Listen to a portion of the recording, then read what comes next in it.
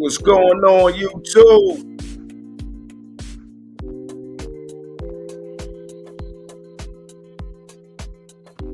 We still got the war in Ukraine. We're gonna talk about Trump's take on Putin's war in Ukraine. We're gonna talk about Melania Trump's take on the war in Ukraine.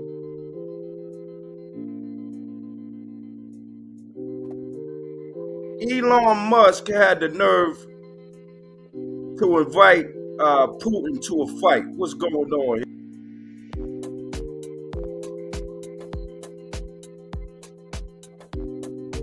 I think some kind of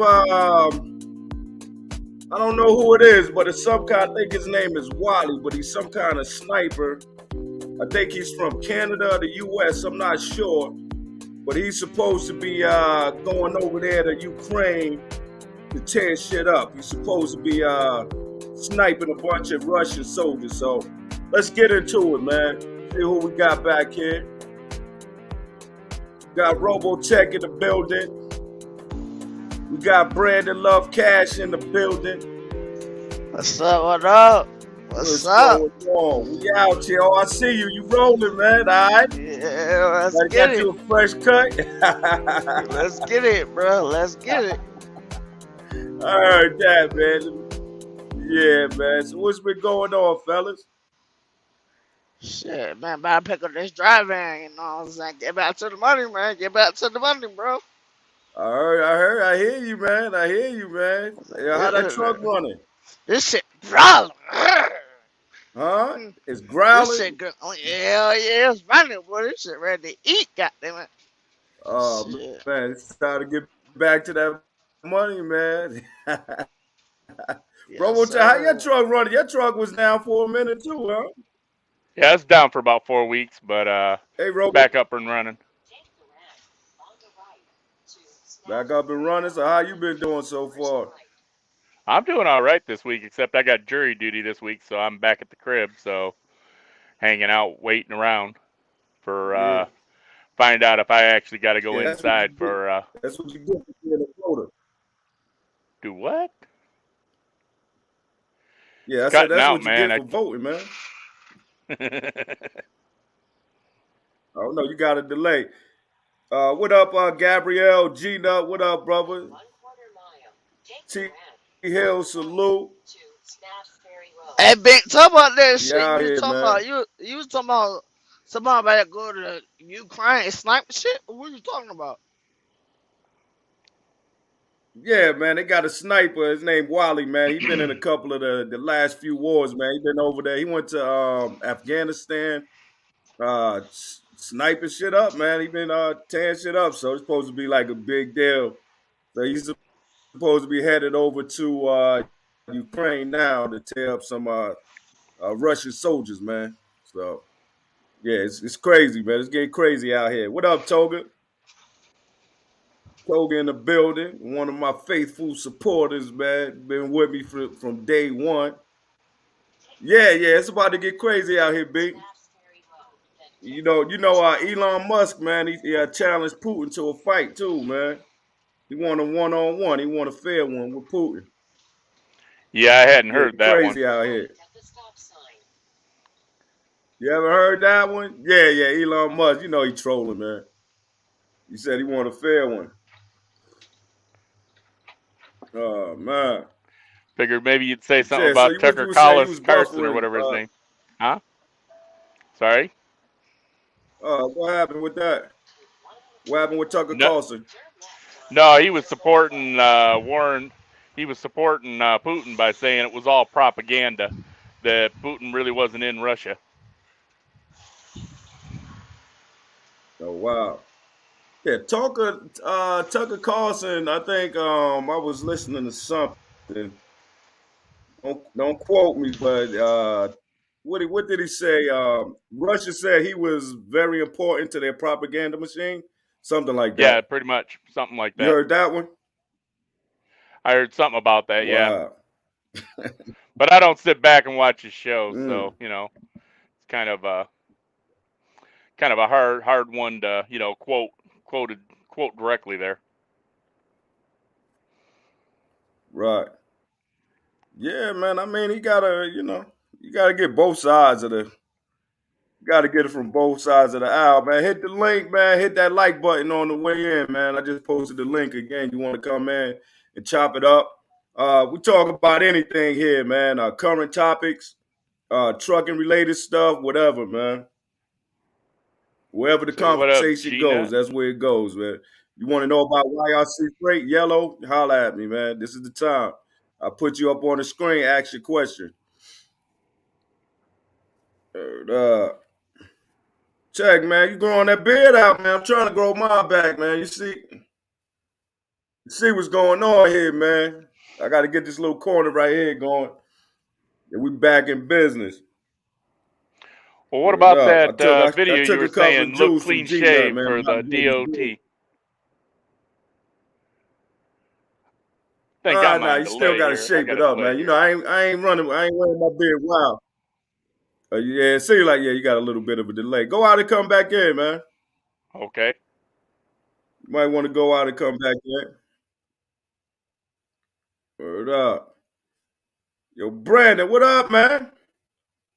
You don't want What to up, mute on me, bro? man? I'm driving. I'm about to Man, we pick up chilling. my Tell me trailer, more right? about this stuff, man. How you feeling? I feel good, man. Uh-huh. These rates trash, though. Can you hear me? Can you hear me?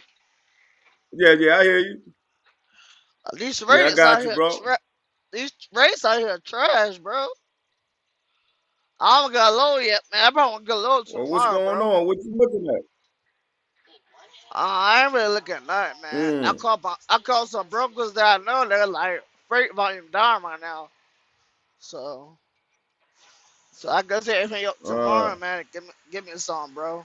So I might just chill out and short the night and Right. get lower tomorrow, bro. I guess. No, so the trip running Right. good What though, kind of man. load you been seeing today? I don't look at Lowe's directly. I see a whole bunch of Lowe's go to Florida.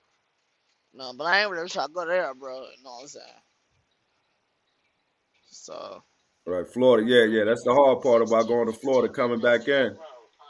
yeah, right now I don't need to be doing that, bro, because the fuel is way too high, bro. Way high Right. everywhere. Hey, Gabrielle, are you going to be going through the truck driving school, or are you going to be coming straight in with experience? What'd you say, Tech? Let's see how you sounded, bro. Yeah, does it sound like it's still skipping?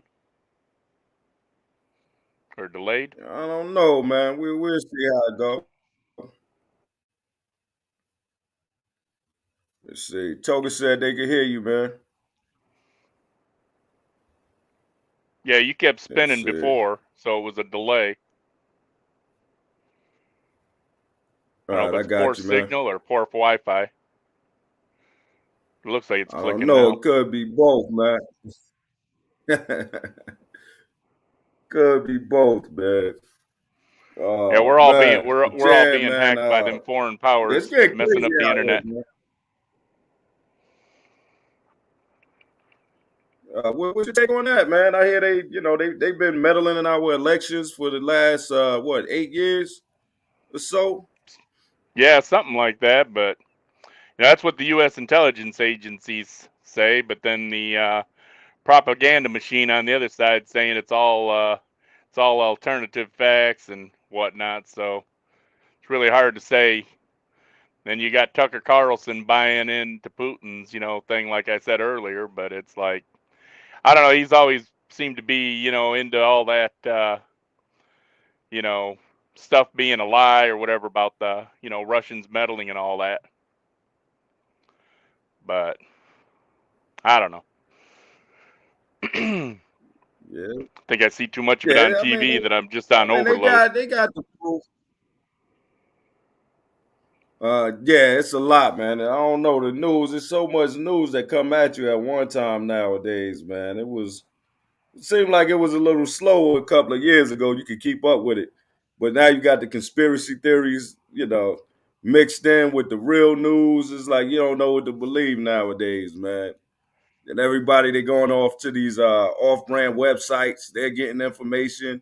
Then you got these conspiracy theory websites. You got your Alex Jones people. You got your Fox News, your CNN people. I mean, then it just gets crazy, man. It's like you don't know what to follow. Who to believe, what to believe, man.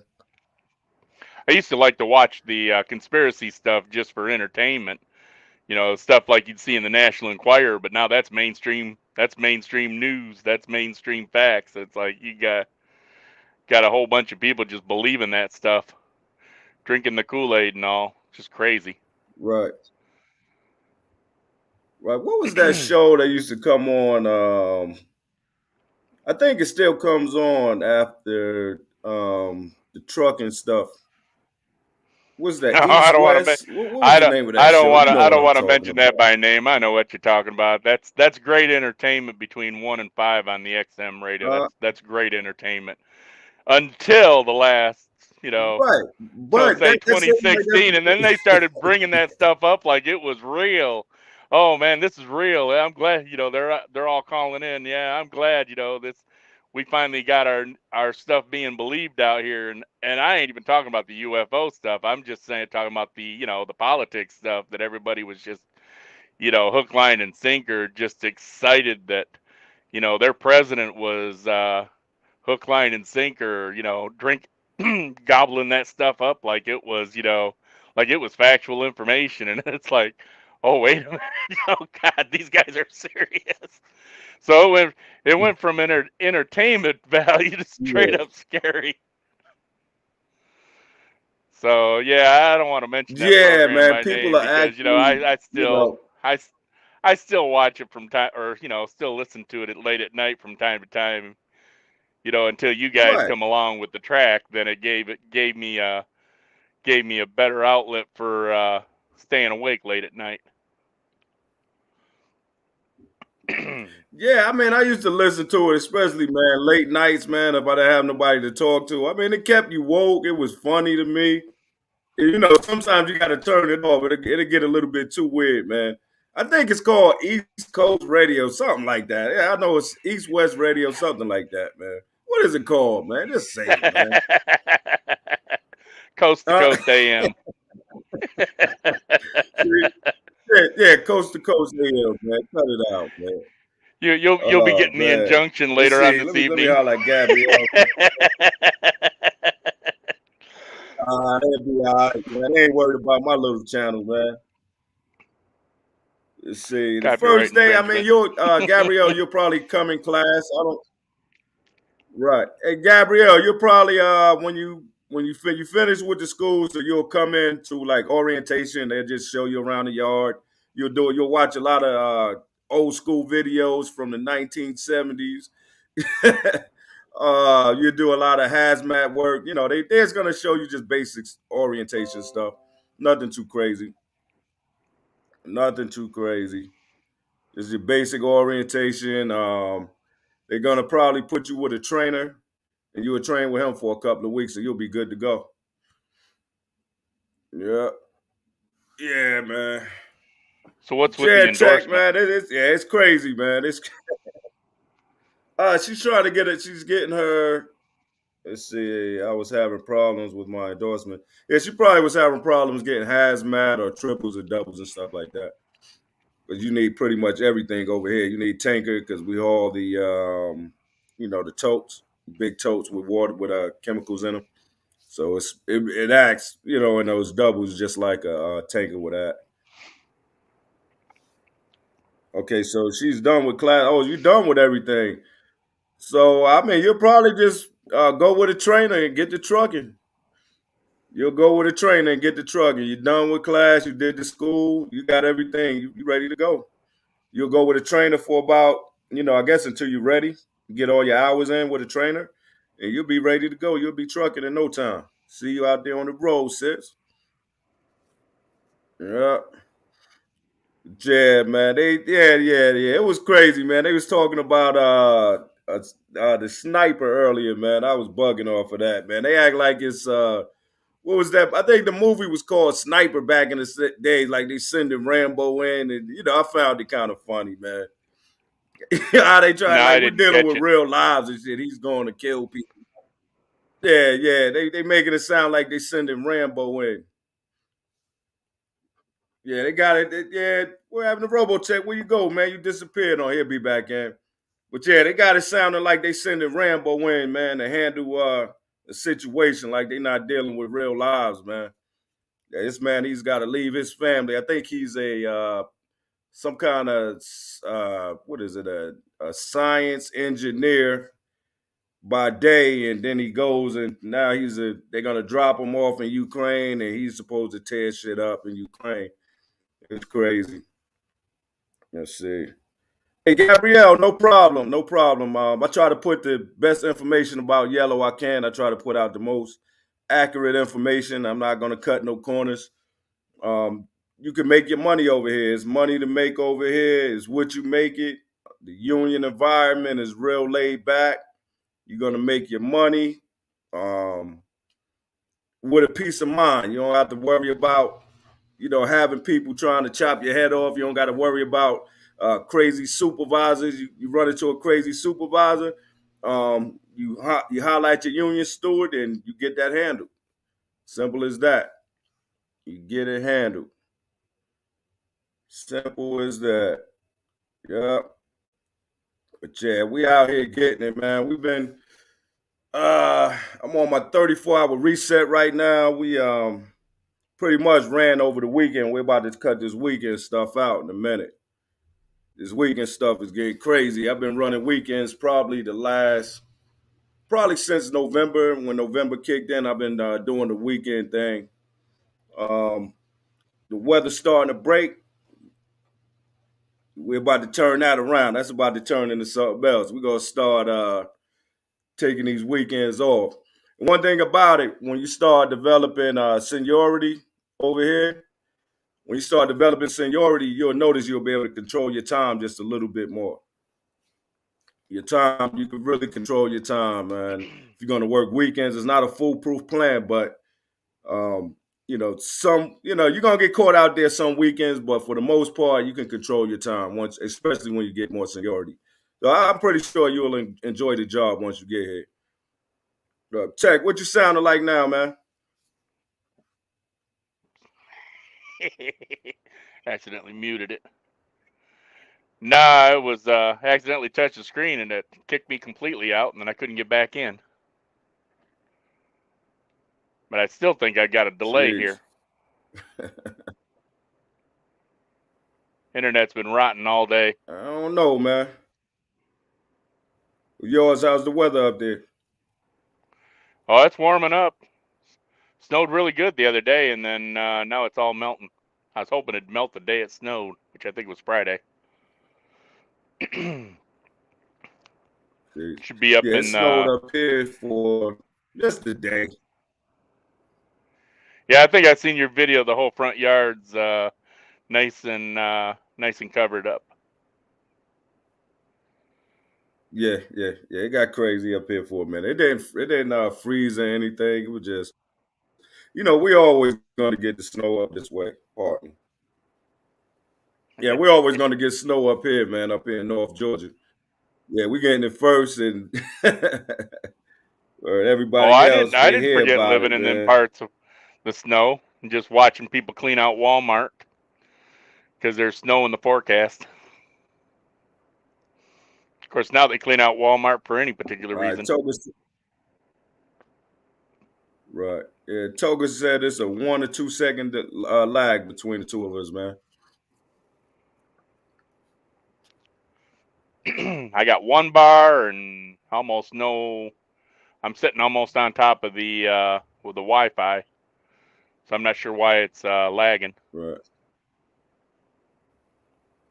Yeah. It's yeah. We'll work with it. We'll work with it, man.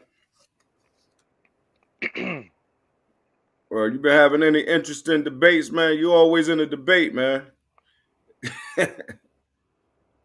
Oh, I don't know. It depends on who's been telling. Yeah, I don't know. Guess you'll have to bring it up. Unless you're talking about your short friend. he seems more aggravated than I am. Sticks, what's going on, brother?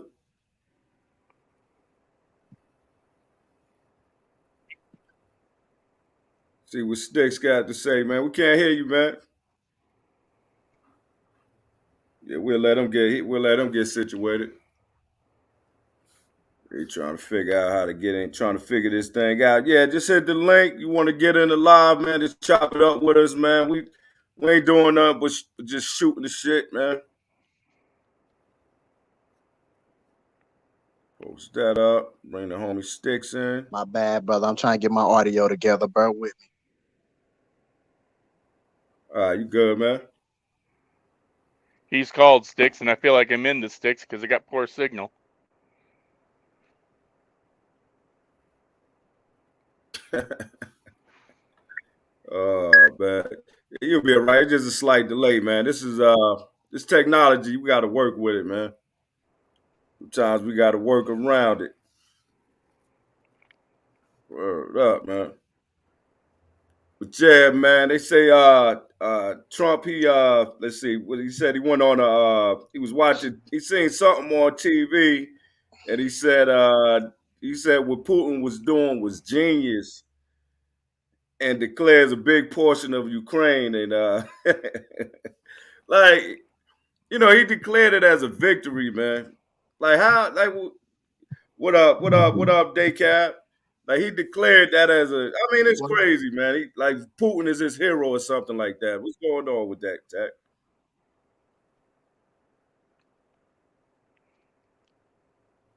It's on delayed. You hear me? Skipped, so I didn't catch you at all. I have to go out and come back in. Yeah, I said Trump's take on Putin's war, man. It said he was he said there was a TV, right? He was watching, and he said what Putin was doing was genius, and declares a big portion of Ukraine. I mean, he called it genius. I mean, genius, that's the part right there that kind of, you know, I mean, that's crazy for him to support a dictator in a communist country like that. I mean, that part right there just kind of, you know, raise your eyebrows a little bit. What's up, Sticks? What's your take on it, man? What's up, big dog, man? Let me see. I definitely say this. I'll say this. It seems like this is definitely a war against the people. That's for sure. With the way inflation and the economy is going, it seems like this is more of a war waged on the American people from my perspective. And I wouldn't doubt if what's going on in Ukraine right now between Russia, if that's a lot of theater. Not saying it's not a real war, but I wouldn't be surprised if it's not a lot of political theater behind that more than a war itself. And it really seems like a war against the people. If I'm making sense, because it's a lot of things that's affecting us behind this so-called war. You know, it's affecting our everyday lives. You know, it's getting a little scary. You know, things are getting a little out of control. Gas prices are out of control, and it's really that ain't sustainable. Grocery prices are getting out of control. That's not really sustainable. So,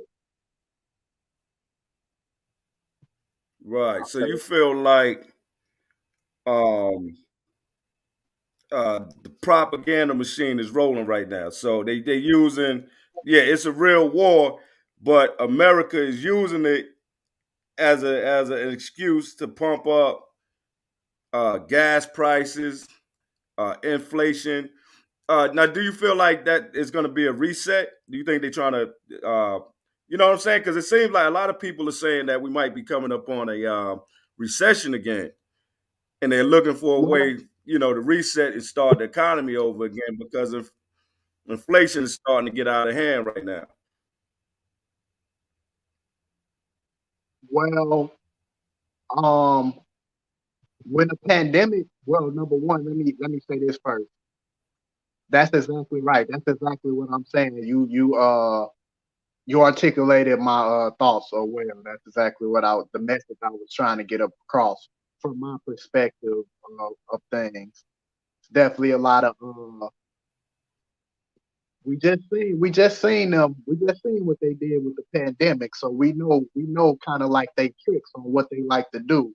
We know they like to hit you left and go right. They like to give you the misdirection with everything. And when the pandemic first started, we knew that a recession was almost inevitable. And inflation, when they was giving away all the money on the stimulus checks, we knew this thing was kind of almost inevitable based on the repercussions of the pandemic when everything shut down and they started dishing out all that money. So we knew this was coming, but the fact that it's here, it's like wow, like you know, like I said, food prices, gas prices, and essential things are getting completely out of control. Right. And people they kill me because they all it seems like people are looking for somebody to blame, but both parties are to blame if you ask me because the stimulus, all of that started up under Trump and it continued with Biden. Um I was having a debate with my uncle when they first started giving out the stimulus checks and they was giving out the extra $600 a week for unemployment.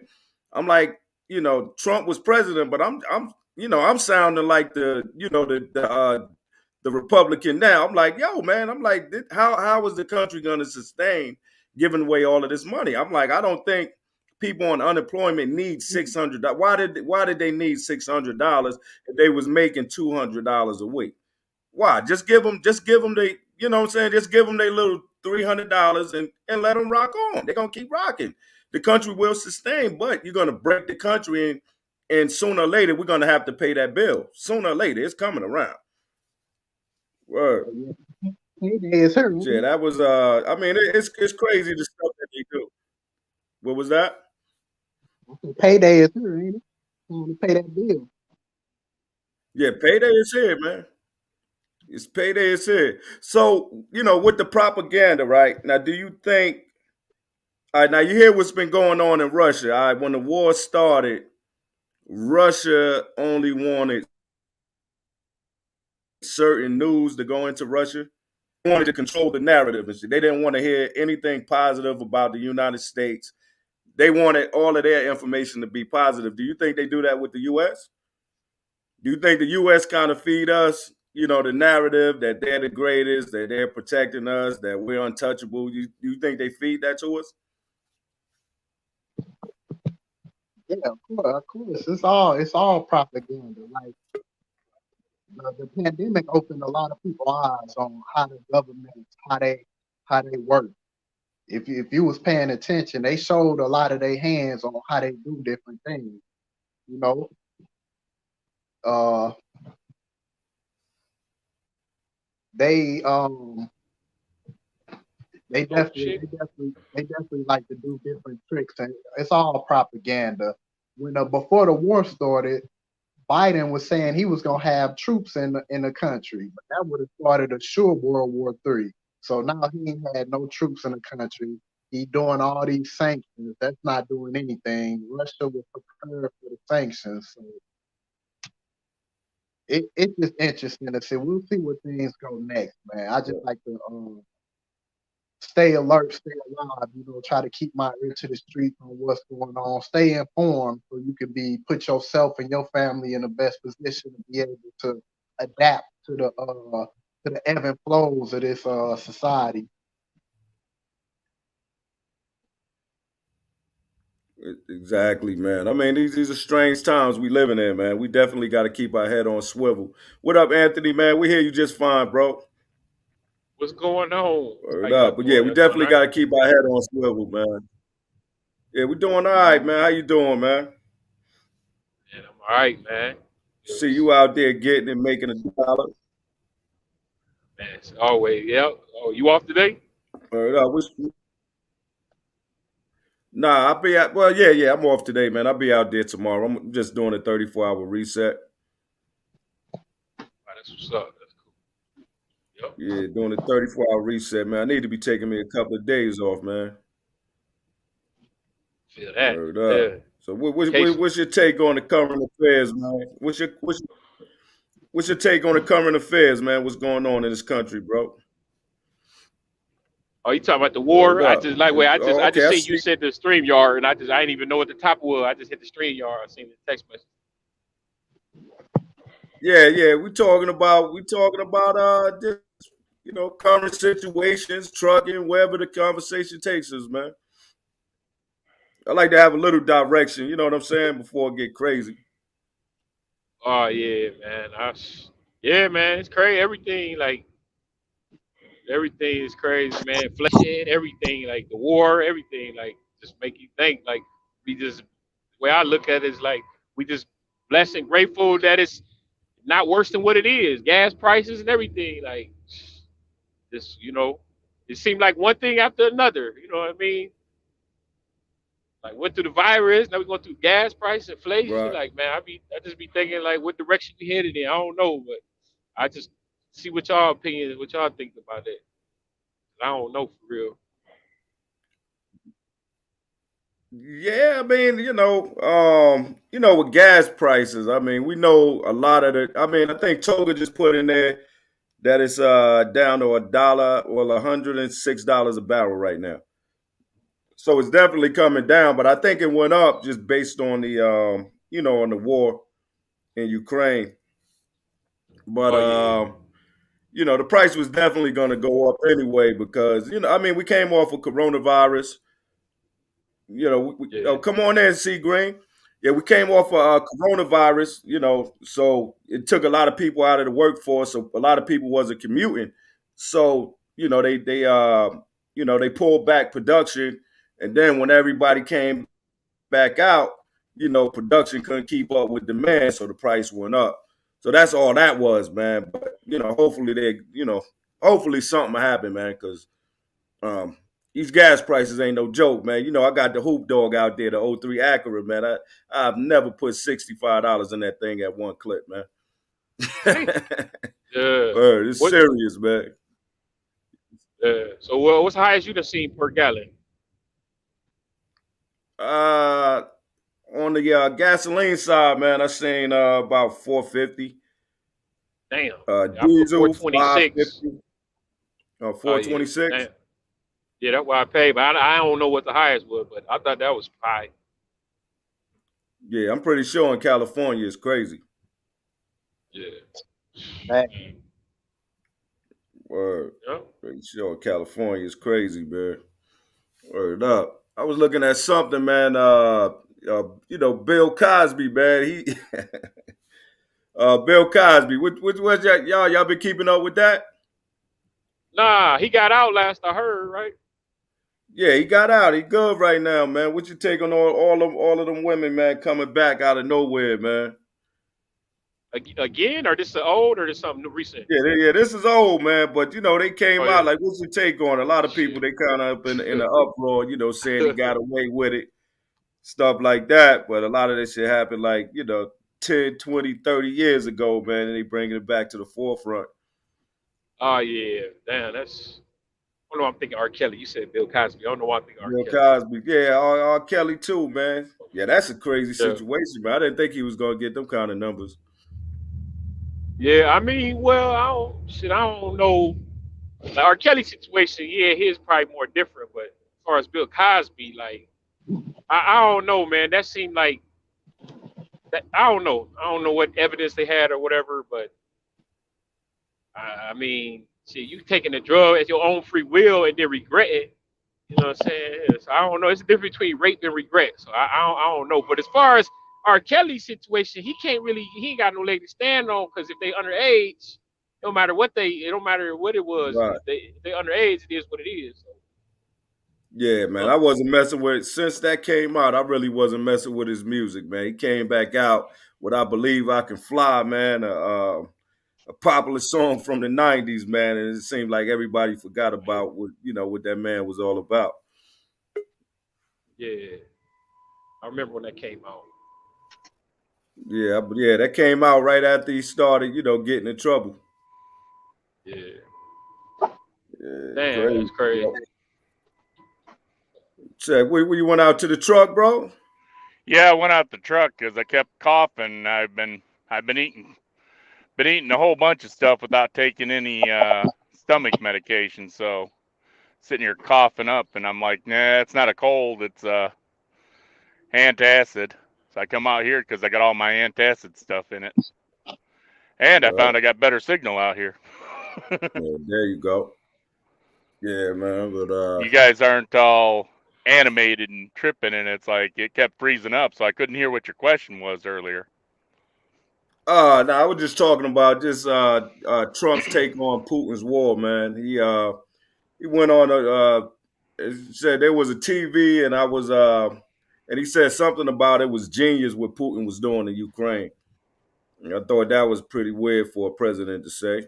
While people are getting slaughtered, and they shooting rockets through cities, and he's saying what Putin was doing was genius. Well, Damn. dictators are Trump's best friend anyway, so he's gonna look at Putin in a good light. It's just like the hacking that was going on. He says, "Oh no, it's not Putin. Putin told me it wasn't Putin," even though our intelligence agencies were clearly telling us a different story. So damn it, am I still here? Yeah, you still there, man. Hello. Yeah, you still there. I get calls. Damn. Well, Trump said that? Hey, let me ask you, brothers, this: or what y'all think about the next election with Trump announcing that he plans to run for the next presidential election? What do you guys think about that? Would you want to see him in office? Think he gonna get that shit if he do. You said you think he gonna get it? Yeah. I mean, if he run, I think he'll win. Like I mean, I'm just saying. I mean, unless they do something spectacular on the left, yeah, he might get in there. Just the vibes, man, that's going on right now, man. They just the Democratic Party, they're just too laid back, man. They're not they too laid back. They don't fight against the propaganda. They just let the right just say what they want to say. And they never like their good points, like they never highlight their good points. Yeah, they never highlight their good points that they're doing for the country, man. And like the right does. Everything Trump did that was good, it was on Fox News and they was putting it out there. So I see if Trump run, he is a high likelihood he'll win. Damn, that'd be crazy. Yeah. Let's see. Bank that American propaganda. Let's see what Daycap Slim had to say, man. Nah. That was actually on a right wing talk show. Trump said that on, man. Yeah, that was actually on a right wing talk show. I made sure that's where I got that from. Word up. So, what's your take on the Sticks? What you think gonna happen in the next election? Let me see. The next election, that's 2024. I don't know. To my opinion, the left did something. They did something. You said take something spectacular. The left did something spectacular the last election for him to lose. If you ask me, I don't think that was on the up and up. But, you feel like they stole it, man?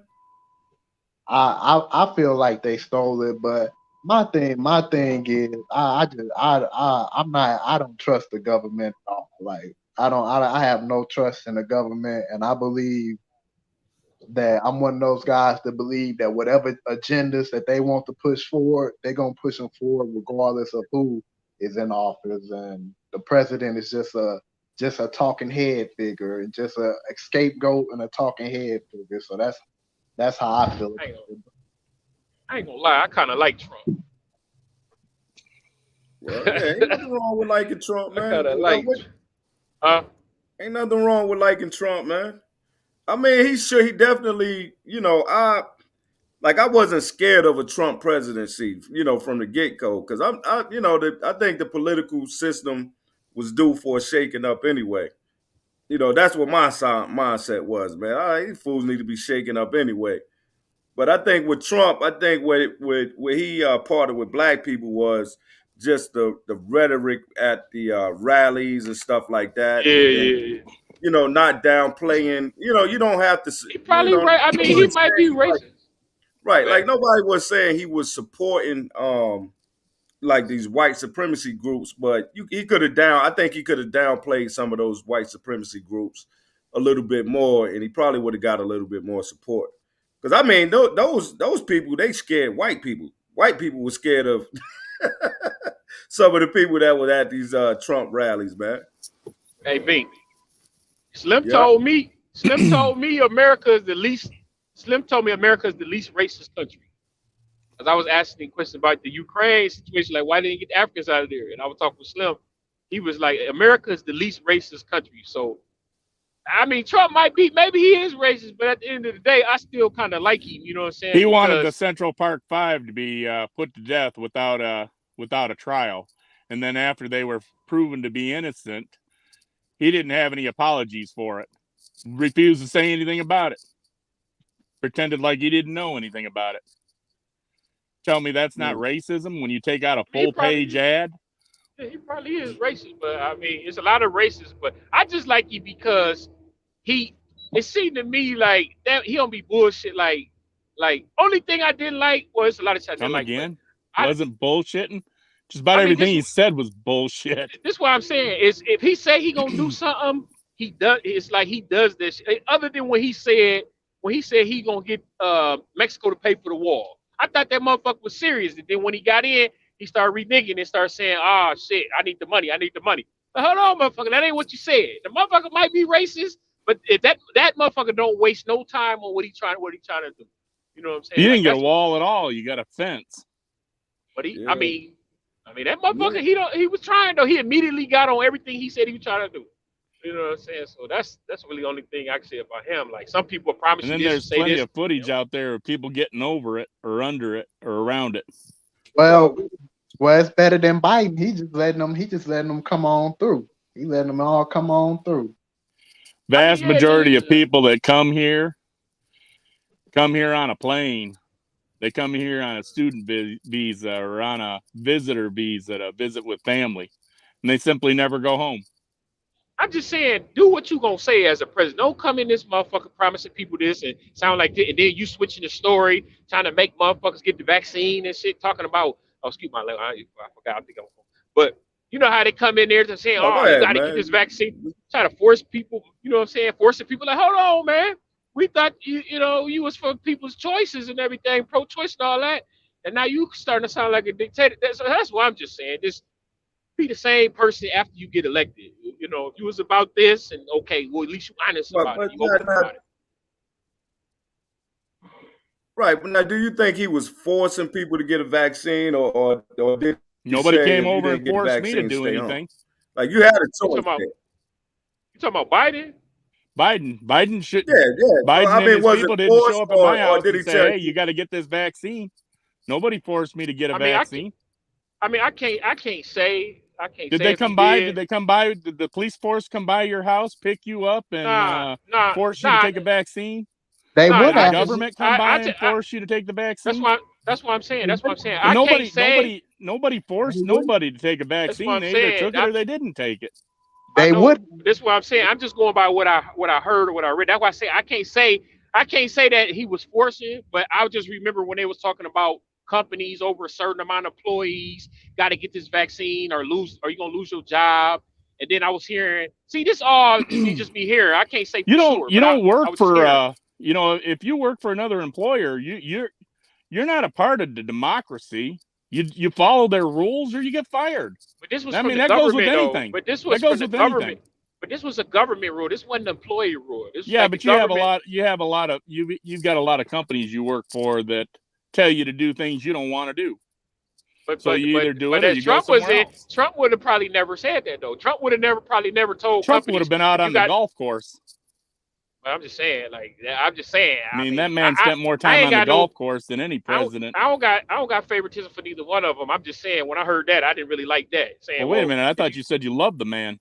I don't love him, but I respect should be the word. Like I respect that he don't bullshit. Like he really trying. Like whether I agree with his policies or not, he tries to do. That Let me motherfucker take action. You can't say whether you agree with his decision, his move. Like when he got the one dude killed, that motherfucker wasn't playing around. What was the dude that he had got killed? Didn't anybody know about it till like the next day?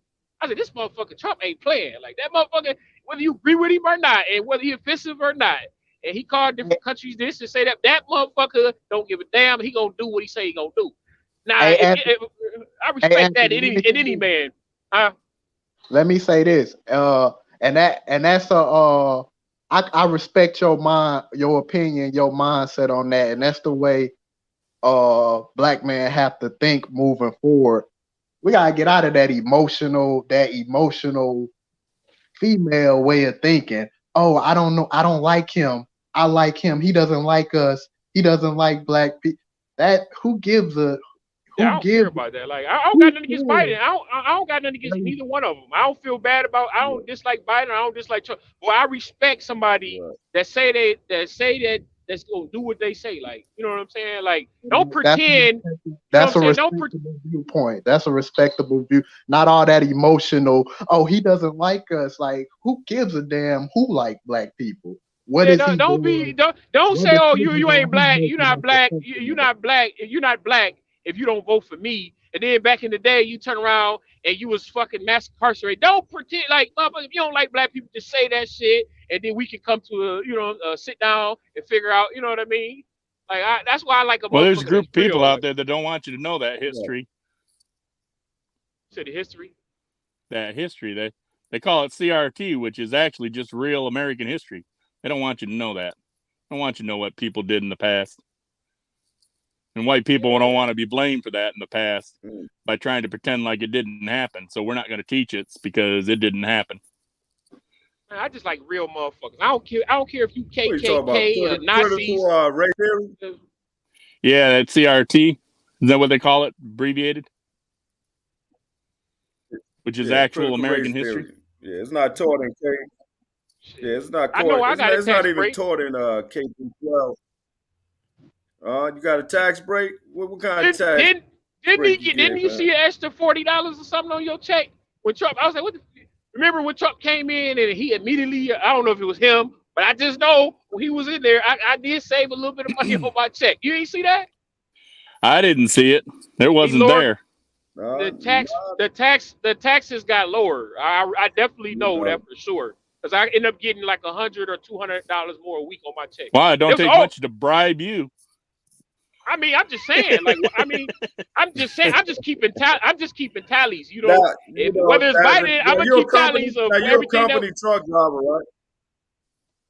Yeah. Just like if you was a Right. steward. Now, you're a company truck driver. Now, did you notice that when? Okay. Now, how did you feel when he took away the your per diem? Did you owe anything in 2018? You was driving in 2018. How much did you owe, brother? What shit? Now I'm trying to think. Yeah, how much did you owe, man? Yeah, how much did you owe? 2018. All right, I started driving in 2016. Yeah. I don't. Yeah, you was out here. I think I was cool. I think I got money back, which I really, you know what I'm saying. If I break even, I'm happy with that. But I got money back. Okay. I might have got like 12 or 1,500 back. Yeah, he took away. Yeah, he took. But yeah, how much were you getting back before that? Oh, you said per diem, like money for being on the road. Yeah. When he took away the per diem in 2018, what that's did for over the road drivers. Yeah, what were you getting back? Yeah, what were you getting back? I know you had to be getting back about $3,000-$4,000 a year. Hell no, I ain't never in my life got that much money back. The most I ever got back in taxes, and this even including the military, was $2,000, $1,500 to $2,000. I ain't never got back. I don't even know what I'm doing wrong because I ain't never got 3 or 4. I don't got no kids. Maybe that's probably why. But You know what I'm saying? Like I never did no per diem or nothing like that. Well, I did when I was over the road when I worked at Schneider, but I haven't filed for no per diem or nothing since I've Right. been local because I didn't know I could. I still don't know if I can or not. Hey, Trucker's Yeah. Voice, man. Hit the link, man. But shit, I'm just looking like I don't feel no kind of way about neither one of them. I don't know. You know, if you vote for a union store, Yeah. B, and then they saying, "Oh yeah, sign, vote for me," and then you vote for them, and you see if this motherfucker actually getting shit changed, or you still got a shitty contract, you gonna be scratching your head next time they come around and want to vote. You're like, what did you do last time? That's what you're gonna be thinking. You know what I'm saying? Like, Yes, sir. Yes, sir. yeah, That's where I'm at, right? That's where I'm at with it right now. And if you're watching this channel, be ready. yeah, I don't really, you know what I mean? I just, There's a lot of them that haven't done nothing. But yeah, I mean you know, I mean my thing with Trump, you know, he promised a lot. I mean, I'm not a you know, I mean, I think I'm in the middle. I think I'm pretty fair in the middle. I lean to the left. I'm not going to lie about that. You know, I mean, I think you could tell. I lean to the left a little bit. With Trump, my thing is, I like what he did with Obamacare. He eliminated the penalties, but he didn't get rid of it like he promised. He didn't build a wall. He was a one-term president. I mean, he did you don't like what he had to Obamacare? do. He shook the system up. You don't like Obamacare? Obamacare, yeah, I love Obamacare. Oh, he said he was going to repeal and replace that on day one. It was going to be so easy. On day one, it was going to be replaced. Right, some people right. like it, some people don't. I don't know nothing about it. Still waiting for Right. that. Because some of the poorest states in the country, you know, just happen to be Republican states, and they needed Obamacare. Or they Simple need and it. plain. Okay. That's why it's still here. So they couldn't get that passed. I mean, it, you know, all right, that was the end of that. That's how that happened. That's why Obamacare is still here. What you think about when they say the economy got better? Because I was told that anytime, like, you go by the president before, that's the reason why the economy changed. You remember when Trump was in, he was saying, "Oh, we got more jobs and we got this and we got less unemployed people." Some people were saying that was because Obama, but Trump was saying that was because of him. So what do you think about that? Like, do it take a whole 5 years or a term to actually see the effect of it, or is that what you think about that? You think all that free money isn't the reason why prices aren't sky high on all these trucks? People went out and bought things they couldn't otherwise afford. It was like Bink was saying earlier, if a person had $300 normally in their paycheck and they were paid to stay home, they should have just gave them $300. No, they gave them $600 to $900. That gave them extra money to buy shit they never would have been buying. That's why you have all these back orders and backlogs and containers offshore. People still waiting to get that stuff that they went out and bought that they never would have bought because they didn't have the money on credit. They didn't have the money in their bank. They never would have bought it.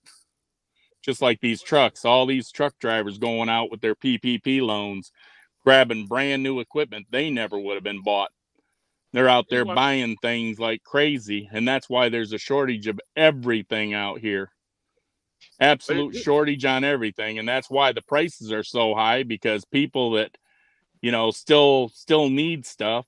You know, your truck broke down, you need to go buy another truck. Now all of a sudden, trucks that were used for $80,000 2 years ago are now $130,000, and $130,000 brand new trucks, if you're lucky to find one, is now $315,000. That's all gone up because of this free money that was being passed around like candy. And most of that free money never has to be paid back. Never. But we went from unemployment. That's why the question I'm trying to ask. Like, when Trump was in, they said the employment was the lowest that it's ever been. I don't know if y'all remember that. So what I'm trying to ask, how we go from that to a labor shortage? Like, you know, everywhere you go, they saying labor shortage. You go to Waffle House, they close because they don't have workers, and McDonald's closed. Because I'm sure people hoarded that money from that free money. I'm sure there's a percentage of them that hoarded it. That's they've decided to do something else completely. So they're not in the fast food joints. They're not in the warehouses. they've decided to go elsewhere. Period.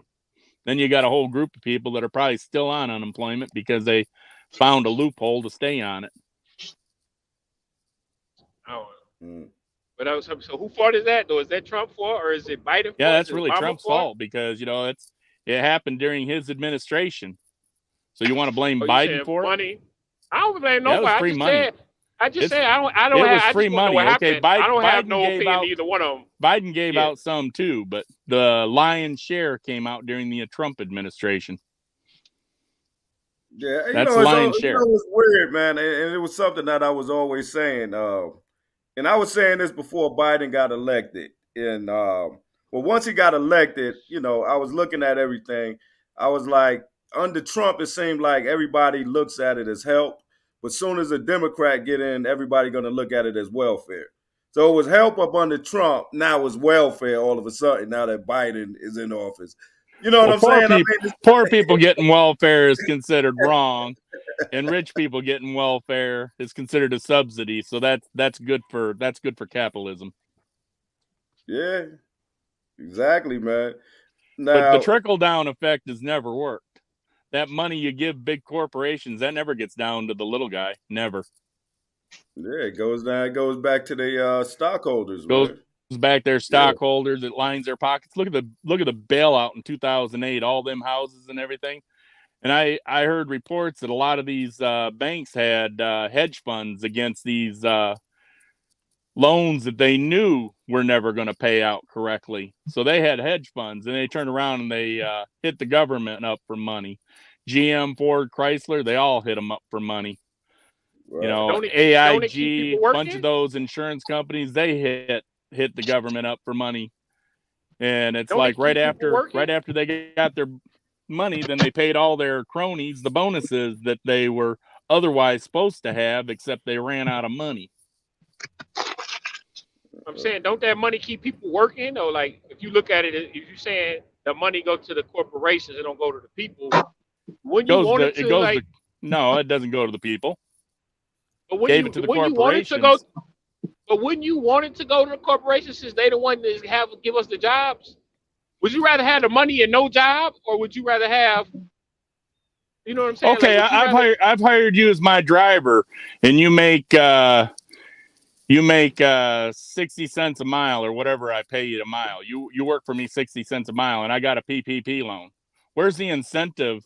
Even though the government gave it to me, and one of the incentives was I got to keep my employees on staff and I don't fire nobody. It didn't say anything anywhere in the incentive plan that I had to pay you more money.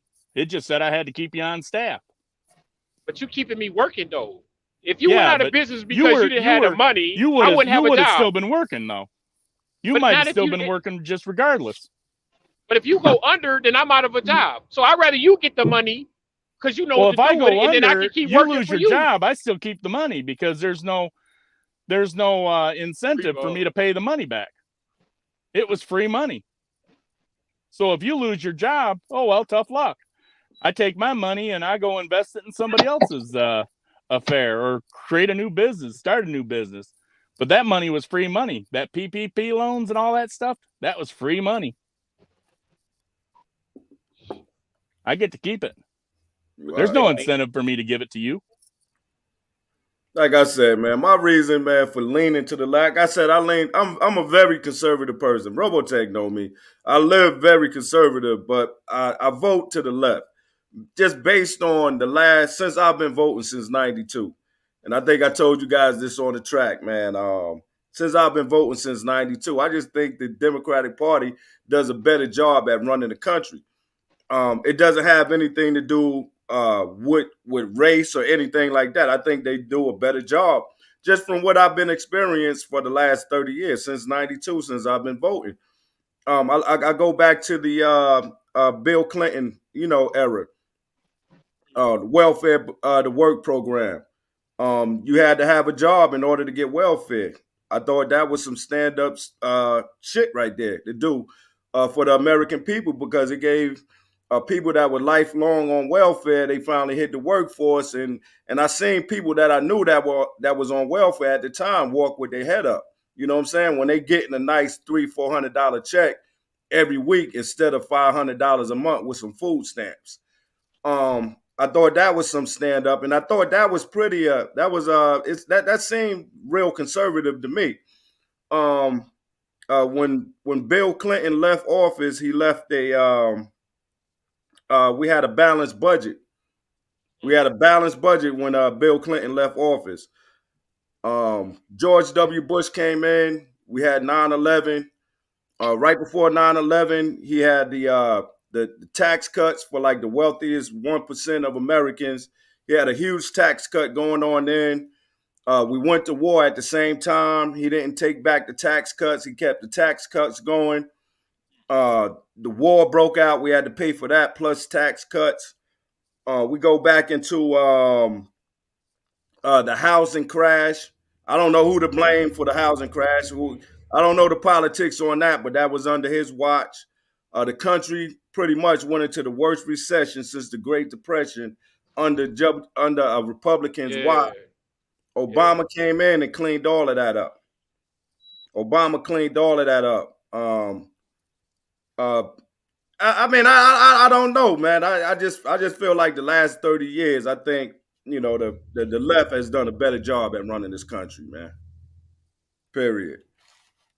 And then Obamacare. Let's not forget about Obamacare. I mean, a lot of people don't like it, but Obamacare gave a lot of people a chance to get insurance. If you're an owner operator, you're a truck driver, you're an owner operator. A lot of owner operators, a lot of us are overweight. It's just part of the job. You couldn't get insurance if you were overweight. That's a pre-existing condition. Obamacare got rid of that. So now you can go out even if you're overweight and start a business and get yourself health insurance. I thought that was pretty stand up. Obama, he brought the unemployment down to, let's see, when George W. Bush got in, unemployment was, and this to answer your question, Anthony, unemployment under George W. Bush was 10% when he left. President Obama, he brought that down another 5%. Trump comes in and drops down another 1.5%, down to 3.5%. He only brought it down 1.5%. That's it. It's 3.5. Yeah, that's the lowest it's ever been at the time. But Obama brought it down 5 points. Trump brought it down 1.5 points. All right. Yeah. Before Biden got in, it was back to 10%. Before Biden got back, I'm not sure. I've been taking the fast from the news, and I think before all of this stuff broke out, unemployment was at the lowest. I think it's even lower than the 3.5 as a couple of weeks ago. I'm not sure what it is right now. Been taking the fast from the news a little while. I got to catch back up. But that's why I lean to the left a little bit. I feel that. That makes sense. I lean to the left for them same reasons, but I also lean to the left because Democrats seem to be more inclusive of other people with other ideas, other races, other genders, other things. I mean, that's one of the reasons I lean towards the Democrat side or the whatever. But I'm more conservative on my cash flow. You have to be. You're especially being an independent owner operator, got to be conservative with stuff. But conservatism and liberalism has nothing to do with whether or not you save money or you spend extra money. That's a concept of liberalism and conservatism is your politics, how you feel about your politics. And there's a confusion that people that are conservative are also conservative with their money, and that's not true. It seems like Republicans get us into deeper debt with either wars or with more military spending or more this or more that. I mean, you sit there and you look at these old reports of them buying toilet seats for $700 or $1,000 for a toilet seat because they're that's their type of conservative spending going on. But and a lot of that's probably covering up for black projects that they do. But in this day and age, they just print money like it's nothing. There's nothing backing up our money other than our faith in it, and that's about it. There's the only value our money has right now is faith. There's no gold. There's nothing backing it up. Just pure faith. Nah, they got something backing it up. They got that military to back it up, man. Got the military to back it up. Okay. Military surplus made in China. Thank you. Laugh about that. I see that. Heard that on the what was it? The CBC. They're out there trying to buy repair parts for some helicopters the United States sold them, and they can't get the parts. So they asked the military over here, whoever they bought it from, and they're saying, well, hey, the parts are made in China. Go ask the Chinese. And apparently they went to ask the Chinese, and Chinese said, well, that's American hardware. You're gonna have to go to the Americans to get your replacement parts. Nice little run around. Of course, China ain't gonna do it. They already said they backing Russia. That's why Biden ain't sent a troop in to help Ukraine because he already knew. He already know it's up if he do that. It's straight World War III if he do that. Hell no, that just been dumb. No. I think that's just a convenient excuse, you know. Well, they got the big nukes, so we don't wanna walk in and play games, but it's nothing new. I mean, look at it. Both the Russians and us have been in Syria at the same time. Both the Russians and us were in Afghanistan at the same time. Russians occupied Afghanistan, and we fed the Taliban all their weapons of mass destruction. And then they turned around and, you know, feel like, you know, we abandoned them after the Russians left, which, you know, runs links to 9/11. And then we're in 20 years into Afghanistan, not solving any issues or not solving any problems, not really making any headway. So I don't know. It's just it's not like we ain't been screwing around in parts of the world that the Russians were also screwing around in. It's nothing new. Man. Sticks, what's your take on it, bro? Sound like you was about to say something a few minutes ago. I got nothing. I'm just enjoying the conversation, man. Like I said, my main thing for guys is just stay alert. Just try to stay alert, man, and try to find try to balance out what you watch, you know, as far as right and left, because they all feeding you a lot of propaganda. You know, try to chew the meat and spit out the bones, and you know, try to stay alert, like I said, for you and your family, so you can stay ahead of the curve of what's to come. Because you know, who knows exactly what's next. You know what I'm saying? Right. Like for instance, they could rev up called coronavirus has magically disappeared now, but what if that was to ramp up and come back? You know what I'm saying? Or I guess you missed the news today. They were saying that post Olympics, China's gone back into lockdowns because of surges in their coronavirus. I seen that. I did see a clip of a video speaking on that topic, but it's just the way they've been covering it. It's almost like almost at this point, it's like it never happened and never existed. But well, that's what the orange fella says. It was all a hoax. It was all a hoax. Virus? Yeah, and it was going to be over with by April of 2020. It was all going to be completely gone. Total hoax. That's one thing I always wondered. I was like, if they had when they first got word, Trump should have fucking, I don't know if it was a money thing or what, but when they first heard is a virus that could possibly affect the world, like they were saying, he should have fucking cut off the airlines or whatever he had to do. But how would he do that? I thought leaving them ocean liners out in the ocean. I mean, I know it's wrong because you know you're American, you're free and everything, but they were little petri dishes that were just exploding with the virus.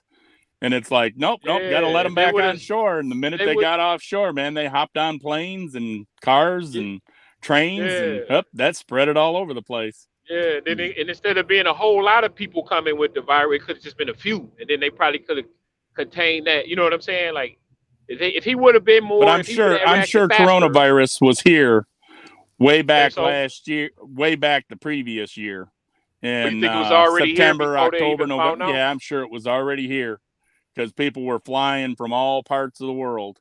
You know, it's just like, you know, Trump's ban on certain countries can't fly here. Well, that's fine, but all they got to do is fly to a different country that's not on the ban list and take a connecting flight and end up here anyways.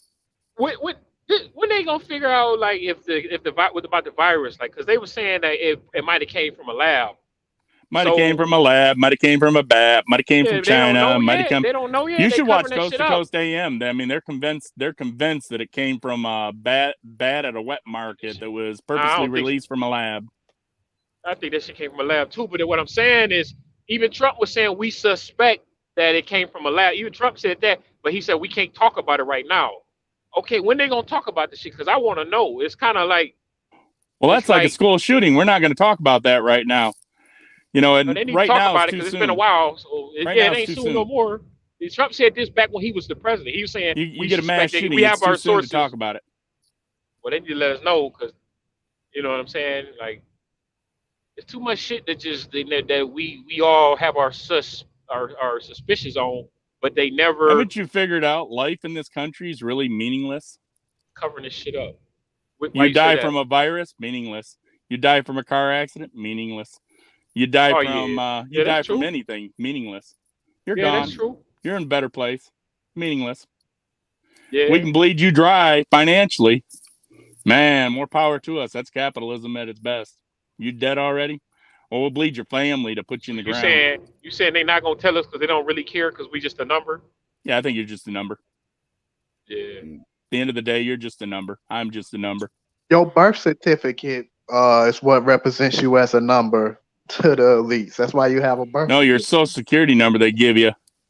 They used to give it to you when you started your job, but now they give it to you when you're born. There you go. So what can we do about it? Just quit working? No, I think, you know, we just need to recognize whether you're religious or whether you're, you know, think you got good morals or whatever. You just need to recognize that, you know, life is more precious than it is. It's just I feel there's too much. I don't know what the phrase I'm looking for. So should we just work 8 hours a week and fuck working 12, 14-hour days and just enjoy our life? Really enjoy our life. Enjoy our lives, meet people, make families, make babies, whatever. That sounds like teach your family. I mean, that's all anybody really wants, you know. So should we cut back? Should we cut back from 60, 70-hour work weeks? That's a truck driver thing, man. That sounds like a journey you got to need to find out what life is about. We all on that journey. Yeah, we're all on that journey. We say that, but ain't nobody gonna cut back though. That's what. No, nobody's gonna cut back. You know, people. I be thinking about that shit all the time. Like, is this shit worth it? Because we're gonna die anyway. So what is the point of working 60, 70 hours a week? Just like you said, life is precious, and what's really important. But we say that, but we gonna keep driving that damn truck. 14-hour clock. Well, yeah, you still got to keep driving that truck because you got to make that $800 truck note for that your wife's driving around or your girlfriend's driving around. You still got to make that $900 payment for that roof over your head plus utilities. That consumerism, you got to keep that consumerism and that capitalism going. Got to get yourself preoccupied with something and forget about the realities of reality. Nah, that's gonna walk me into a different point, and I'm glad we arrived at this point. And this is why I really appreciate what my man Bink doing. Even though I just found out about his channel recently, I didn't know he did the live streams too. But this is why I really appreciate him and guys like Josh, all the guys who make this platform for brothers to come on here, and a lot of brothers are owner operators, and that's a good thing. I just love because you're talking about driving a truck for all them hours. Well, you always gonna be in a predicament until you strive for ownership, to have your own and set your own schedule, you know. And I admire and appreciate all the owner operator guys who get up here and they give out a lot of game about different steps and different hurdles that they go through, but they got their own shit. They got their own company, their own name on their truck. They work for themselves. They control their life, and that's the most you could ask for, to me, is to control your own life. And it take ownership. You got to have your own source of income to be able to take back control of your life, so you don't have to work 14-hour days, 60-hour weeks or whatever. Now, being ownership is not for everybody, but a lot of brothers can do it if they put their mind to it, you know. Exactly, man. You know, and that's what I promote, man, with my channel. Yeah, I'm a company driver, but I do, promote ownership as well. But, the way I go about it, you got to start from somewhere. Whether that as a company driver, like you just can't just pop up and just, be an owner. You got 5 kids to take care of. You got a wife to take care of. You just ain't gonna pop up and buy a truck. You got to build your foundation. Whether that be with a company job, doing a lease purchase somewhere like that, whatever that is, man. You got to start from the ground floor and build your way up, man, and just build a solid foundation.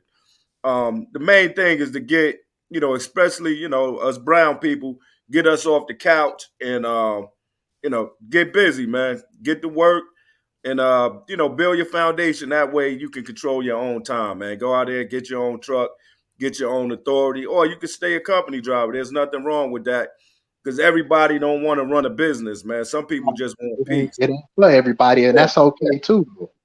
But a lot of brothers selling themselves short, though. You know what I'm saying? That's really my point. A lot of brothers selling themselves short on branching out and trying to achieve more. Right. Now, see, that may not be just,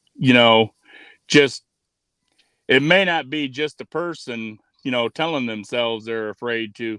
You also got to realize there's outside sources. There's so many people that told me, oh, you'll never be able to afford that truck payment. God, that truck payment's more than my house payment. God, there's no way you'll be able to, make that insurance payment. Hell, that insurance payment's more than I pay all year on my house insurance. You'll never be able, there's people out there that'll tell you you'll never be this successful. Yeah. You'll never get there. Stay where you at. Stay where you at. What you got. You're a company driver. Stay where you're at. You don't have to fix that thing. You don't have to, worry about putting diesel in that thing. You don't have to worry about, what happens if, the truck goes down. You don't have to worry about any of that stuff. You just show up and be a slave to the system, and that's the way I felt like I was being a slave to the system. We don't care about your home time. Your home time's not important to us. We have revenue. We have loads that need to be moved. Your home time is unimportant to us. Your personal time is unimportant to us. I tell them, hey, I got a funeral. I got a good friend that, I've known for years. Well, if they're not family, you can't have the time off. Man. They assign me a truck. This is your truck. Then you get back and there's piss bottles, there's chocolate cigars that's been smoked in it. I don't smoke, and I don't mind riding around in my own filth, but I ain't riding around in somebody else's filth. That's part of the reason I bought a truck and decided to be an owner operator. Then I got tired of, being a glorified company driver. So I, got my own authority, decided I'm doing my own thing, not because I think it's a get rich quick scheme. It really isn't. It's probably better to stay a company driver, but I want to take the time to ride my off-road machines this weekend, or I want to take time to go. You got to rush back. Go to a funeral for some friend I knew when I was a kid, or I got some girl I want to hang out with. I don't need some dispatcher over there saying, "Hey, that shit's not important. Your life's not important to me. I got revenue I need to make." That's what I was saying when Anthony. Your life isn't important to these big companies. You're just a freaking number. But if they pay you, people gonna say they pay you good. Put up with that shit. Paying you good, man. Money don't do you me no good. Dead. That's why I was saying when we talk about just like taking control. The only way to take control of your life, that's the only way that I see, is just ownership, and it doesn't have to be a truck, but it doesn't have to be being an owner operator to a truck. But you gotta, you gotta figure out something to control your life where you're gonna always be. But it's not for everybody. And if you could find there are good companies out there, and there are terrible companies out there. And I've worked for plenty of terrible companies. Dispatchers screaming in your ear over the phone or over the two-way, or screaming at you across the glass. And they're sitting there in behind a 6-inch piece of glass because they know if you could get to them, you'd probably end up in jail for their behavior. Hey, that's real. Money don't do you no good, Dad. That's real shit. Yeah, definitely. Yeah, you got. I mean, you got to pretty much know yourself, man. You got to know yourself. Because everybody's not built for to be an owner operator. Everybody's not built to be an entrepreneur. Some people just want peace, man. They just want a peace of mind, man. Hey, Theo, man, what up, bro? Come through if you got time, bro. But yeah, man, it's not for everybody, man. I mean, it's other things that you could do.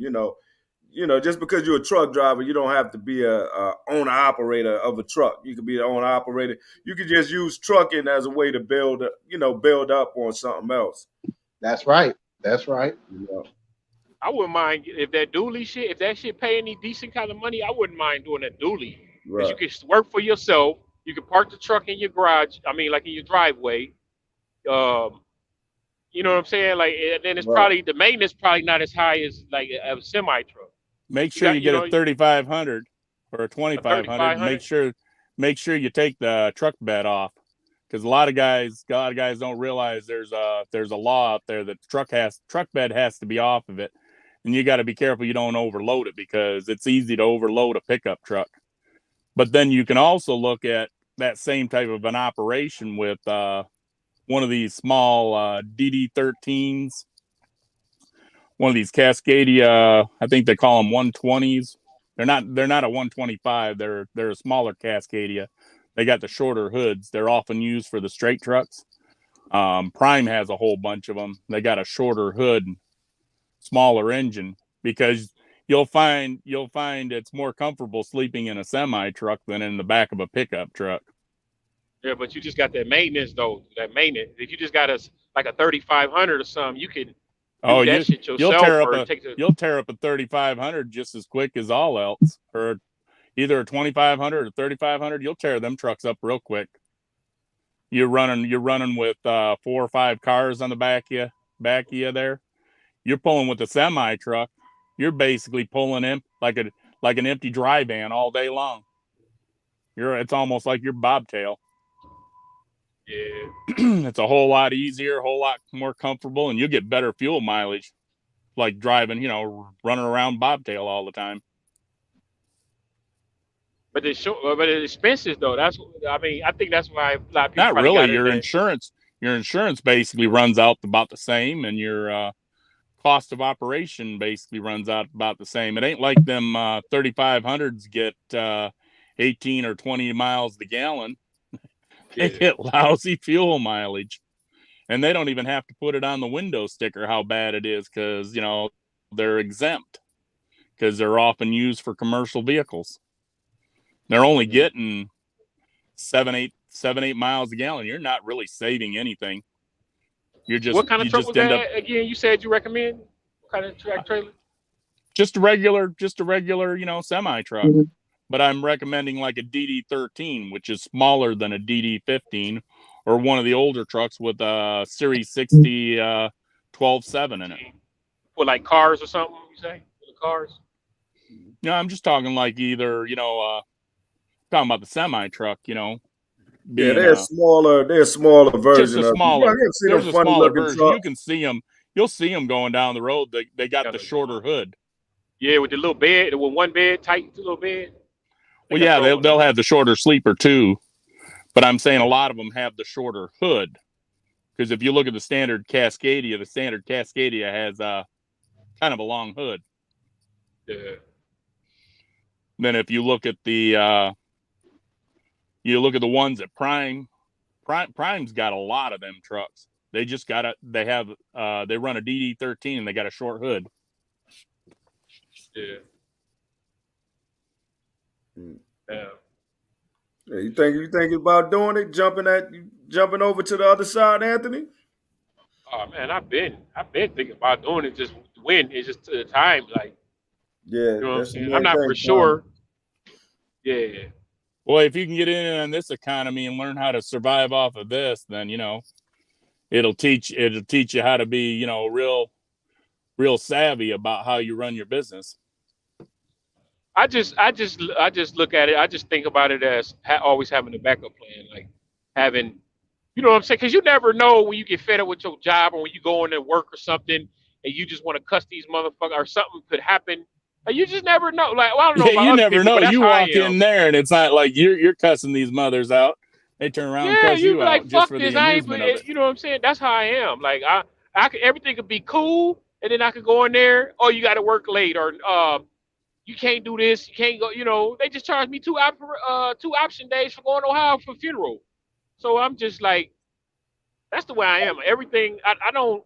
I'm not the type of person to say, well, I could be on a job 30 years. If I do, good. But it's no. I can't guarantee it. Like they told me at work, if you keep your nose clean, you might stay here long enough to get a pension. I'm like, shit, if you don't piss me off, I might stay here and get a pension. That's the way I look at it. Piss me off, I'm gone. You Hey, know it's what I That's mean? nothing. why Like, that's why you take your money and you put it in the 401k, or you put it in your own IRA. It's Don't have the nothing. company connected to it. It's nothing more liberating than leaving a job. And you talking to a professional job hopper. I've never worked a job more than 6 months in my life. Outside of being in the military, that was the only, and that's not a conventional job. But outside of that, I've never held a job for longer than 6 months. And it's nothing more liberating than leaving a job. Then I mean, what if you got a job that's cool? Though? It's like I stay at a job as long as it's cool, but once it's not cool no more, then I'm considering leaving. I mean, what if not every job is worth leaving? Like you just really got to think like, okay, is this situation that bad? You know what I mean? Like if the job is cool for the most part, you constantly getting raises. Don't nobody really fuck with you for the most part. They pay you well. I mean, what's the point of what's the reason to really leave until you actually have that reason? I don't know if that makes sense what I'm saying. You know what I mean? Like, Most people leave based on emotions. yeah, I mean, You walk like, in, they told you, hey, you'll never have to go to California and you'll never have to go to New Jersey, and you walk in tomorrow morning and hey, you got a load going to New Jersey, and then you got a reload that picks up in Queens, and you're like, piss on you people, you told me I wasn't going up in that neighborhood. Or you just run with it. It's based on emotions. I feel you. The reason I would leave is because probably wouldn't be emotional. It'd probably be because I want to move to another state and they don't want to transfer me or whatever. Or if it was affecting my health and I just couldn't keep up with the job anymore. Like say if I had a health issue and the job was taking a toll on me, because trucking, it can take a toll on you because you work, sleep, you get high blood pressure, gaining weight, so if it came down to a situation where I had to make a choice, then that's probably when I leave. But just to leave because the dispatcher pissed me off or something like that, man, tomorrow I won't even be thinking about that shit. You know what I'm saying? But I wouldn't just leave for no stupid, like just no little emotional shit. I got mad at a dispatcher, mad at a manager. I cussed him out the next day. Shit, I ain't looking at you. You ain't looking at me. Just have my check on Friday. You know what I'm saying? Yeah, that's the thing, man. You leave, they still got their job, man. They chilling while you out there starting at the bottom somewhere else, man. But I get it, man. I mean, it's trucking, man. Sometimes you got to feel your way around. I'm not gonna say if that's a good thing or a bad thing, but it just depends on the person, man. You got to find your way around this game right here, man, because it's a stressful job. And I think the longer you do it, you'll find, man, it's a grind. However you go about doing it, whether you're an owner operator or whatever, man, it's gonna be a grind. Regardless, company driver, owner operator. I mean, it's still trucking. You still got to get out here and ride, man. Right. And then go somewhere else and get less. You get less and you get the same problem. You get less. You know what I'm saying? Like I was looking at Amazon. and I was watching the video on Amazon. It was on Amazon. They're not for unions and And then I started hearing all the bad shit. Oh, half to pay what we getting over here, and you got to deal with this and deal with that. And I was like, oh shit, I might want to stay where the fuck I'm at then. You know what I'm saying? Like, Yeah, over you made there. it to the promised land. I think your problem is you made it to the promised land of trucking, man, and ain't really too nowhere to go from there. You know, And that's what I'm saying. I wouldn't go but nowhere. I unless wouldn't leave. you're gonna build you a fleet or something like that, it ain't too Yeah, I mean, much I to go wouldn't leave. I wouldn't leave for monetarily. no. I wouldn't leave over just being angry or no shit like that. And then I wouldn't leave and expect something better because the way I'm at is like, if I leave and I go somewhere and it's more, I'll probably just fucking quit. If say I go somewhere and they ain't got no heat in the truck or some shit like that, or the truck's as nasty as hell, or what's that situation somebody said? They said the Piss trucks was bottles. nasty. Yeah, piss. But are you? They make you work 6 days. They make you work when you're supposed to be. I probably just quit. I'd be like, fuck trucking. I probably go work at Walmart or something. I probably wouldn't even try it Yeah, just. Because when you get conditioned to certain things, it's like you ain't trying to have this go backwards. You know what I mean? Like, See, they say there's a shortage of CDL holders or whatever, or shortage of drivers. I know plenty of drivers with CDLs. They're happier working at Walmart. They're happier working at these other places. They got fed up with trucking because dispatchers kept lying to them. mm. yeah. So Yeah, that's what I got to think about. that was my biggest issue when I was OTR, man. Especially for a lot of guys that go OTR, man. When you go true OTR, like you got a lot of out and back companies. I think that's where we got lucky at Robotech, man. We were working at a lot of out and back companies, with Lakeland Motor Freight and Kennesaw, it was just out and back. But like these true OTR companies, man, my biggest issue was, staying out 2 or 3 weeks. And then when it was time to go home, It's 2 days. instead of sending me straight to Atlanta, they want to send me to New York and then to Hell no. Atlanta. Now my whole weekend is gone. My plan was to get Nah. home on the weekend. Now, I'm taking off during the week. Nobody's out, and I was still young when I was running OTR. So that kind of had me as a job hopper, in my early Yeah. experience with trucking. Definitely. I would have quit. I would have quit immediately if they did that shit. If they would have gave me any load that ain't going straight home, like when I was at Schneider, and the motherfucker said, "Oh, we need you to do this one stop before we sit in Atlanta." Or we you know what I'm saying? Or if I'm supposed to be going home and they send me something, I'm quitting immediately. Fuck See, that. I never would go over there because they used to. I knew back 20 some odd years ago they were saying you're out about 2 weeks and you're only home 2, and I'm like, oh wow, I should be excited. What, 2 days? Got to be kidding me. And then it wasn't even the 2 days that would have done me any good to be home. Yeah, exactly. Yeah, it just don't switch that shit up. That's one good thing about where I'm at. They don't nothing get switched up. Everything is everything is what you expect. Like it don't nothing switch up. Like that's the one good thing about it for the most part. I can't say they run their shit the way like structure. I mean, yeah, they run their It's way. I mean it. it's union. I'm under the same union. It's just structure. I don't know. I think a lot of it probably happened with deregulation, man, when they got rid of a lot of the unions, when the non-unions was able to come in and offer up a lot of free labor, what I call it, and it kind of put unions to the side, man, in this system that we got now. But when you Yeah, look at the union system as a job, I don't look at this as the same way as a Snyder or somebody from a mega yeah, yeah, carrier would look at their yeah, job. It's just I got bargaining chips in front of me. We got a contract. They got to abide by that contract. They can't raise the pay when they want to. They can't lower the pay. Well, they can raise it all they want, but they can't lower the pay. We under a yeah. contract. Or get your Um, work away. Get your work away. Like when I used to do the right. relays at Schneider, I'd be waiting all day to get loaded, and then they'd have me take that motherfucker like 90 miles just to give it to another driver to run it 800 miles. I mean, you don't waste my whole day just to sit on the trailer for somebody alone just to give it to another driver. Like, nah, man, I ain't fuck that. You know what I'm saying? Like, I Oh ain't doing yeah, that yeah, shit. yeah. They just give it away. You don't get paid. You just sit there and wait for the next Yeah, and load. you take it 90 miles, give it to another driver. I'm like, I can run it myself. I had to wait all day on it. You know what I mean? Like, nah, I got tired of that type of stupid shit. Sending me somewhere else, calling me right when my 34 hours is up, even if it's 2 in the morning. It's like they sitting by the phone waiting for my 34 hour to hit. Hey, we got to load. Get up in the middle of the night, 2 in the morning. Nah, I don't do that shit no more either. Nah.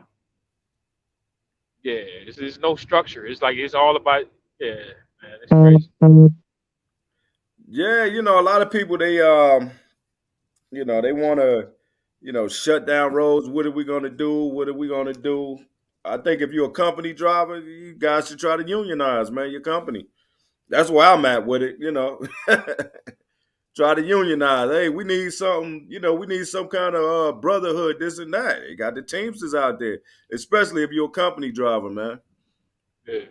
Well, what about Walmart? They not unionizing. They seem like they got a structure over there. You get fired just as fast as you get hired over there, man. It's the same old. Me, personally, I could make a non-union driver work. That's just my work ethic. I mean, I'm just I like trucking, so it doesn't matter. As long as I keep that CDL clean, and that's the key, man. The CDL is everything, man. You can't be out here drinking and driving. When you're out with family, you're celebrating, just let them know, look, I got a CDL. I can't be drinking. I'm going to have to crash on this couch. Do not play with your CDL. Do not play with it, man. Your CDL is everything. Do not, if you got a motorcycle, a lot of people with these fast bikes, they destroy their CDL, man, because you out here doing 200 miles an hour. Yes, when you get that ticket for doing 150 and a 55, that ticket translates to your jobs, man. Your job will see that. That goes on your driving record. So the insurance company, they not messing with you whether you're a company driver or owner operator. And that's the thing. They be like, well, I just become an owner operator. Well, now you got to deal with a high insurance bill. Now they want, $20,000, $30,000 a year for just to insure you with your own truck. So, just keep your driving record clean. Yeah. But union or not, man, I still keep my options open. Union or not, always keep a backup plan because never exactly. know. I mean, I just like the union. I just landed into a union situation and I like it. You know what I'm saying? Better than what I did at previous places, man. Somebody said Obamacare is the reason for opioid addiction. How is that? I don't know, man. Corporate profits is the reason for opioid addictions. They knew they had a problem. They keep pushing it.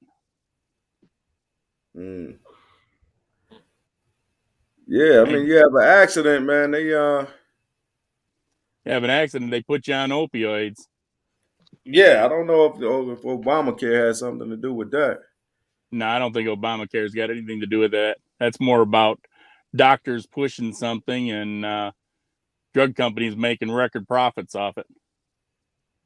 Man, somebody always gonna be addicted to something. And I was on opioid, tramadol. That's opioid. I was on that shit when I was in the military on my back. That shit felt good, but I didn't get addicted to that shit. Like, I didn't get addicted to it. Like, I mean, people always gonna be addicted to something. Some people just druggies. You know what I mean? People always gonna be looking for the next. It's always gonna be a drug. Somebody, I don't know why. It's just like huffing paint. They used to huff paint in the 80s and 90s. They used to, if there was something they thought they could get high off of the glue, some of these automotive paints, if you open up the can, just the vapor alone within seconds will give you a head rush. Yeah, I remember that shit. Yeah, I remember that shit. But yeah, people just like, some people just like that they always looking for something. So just like alcohol, you know what I'm saying? Some people can drink and now they become alcoholic. Other people, they drink every day, all day. So, but it's just everybody different. I don't know. Some people are active, what they call them, working alcoholics. They can drink all day and all night and still do their, or functioning alcoholics. That's what they call them. But like crack. They seem to think that they could function as an alcoholic in this business here. They're dead wrong.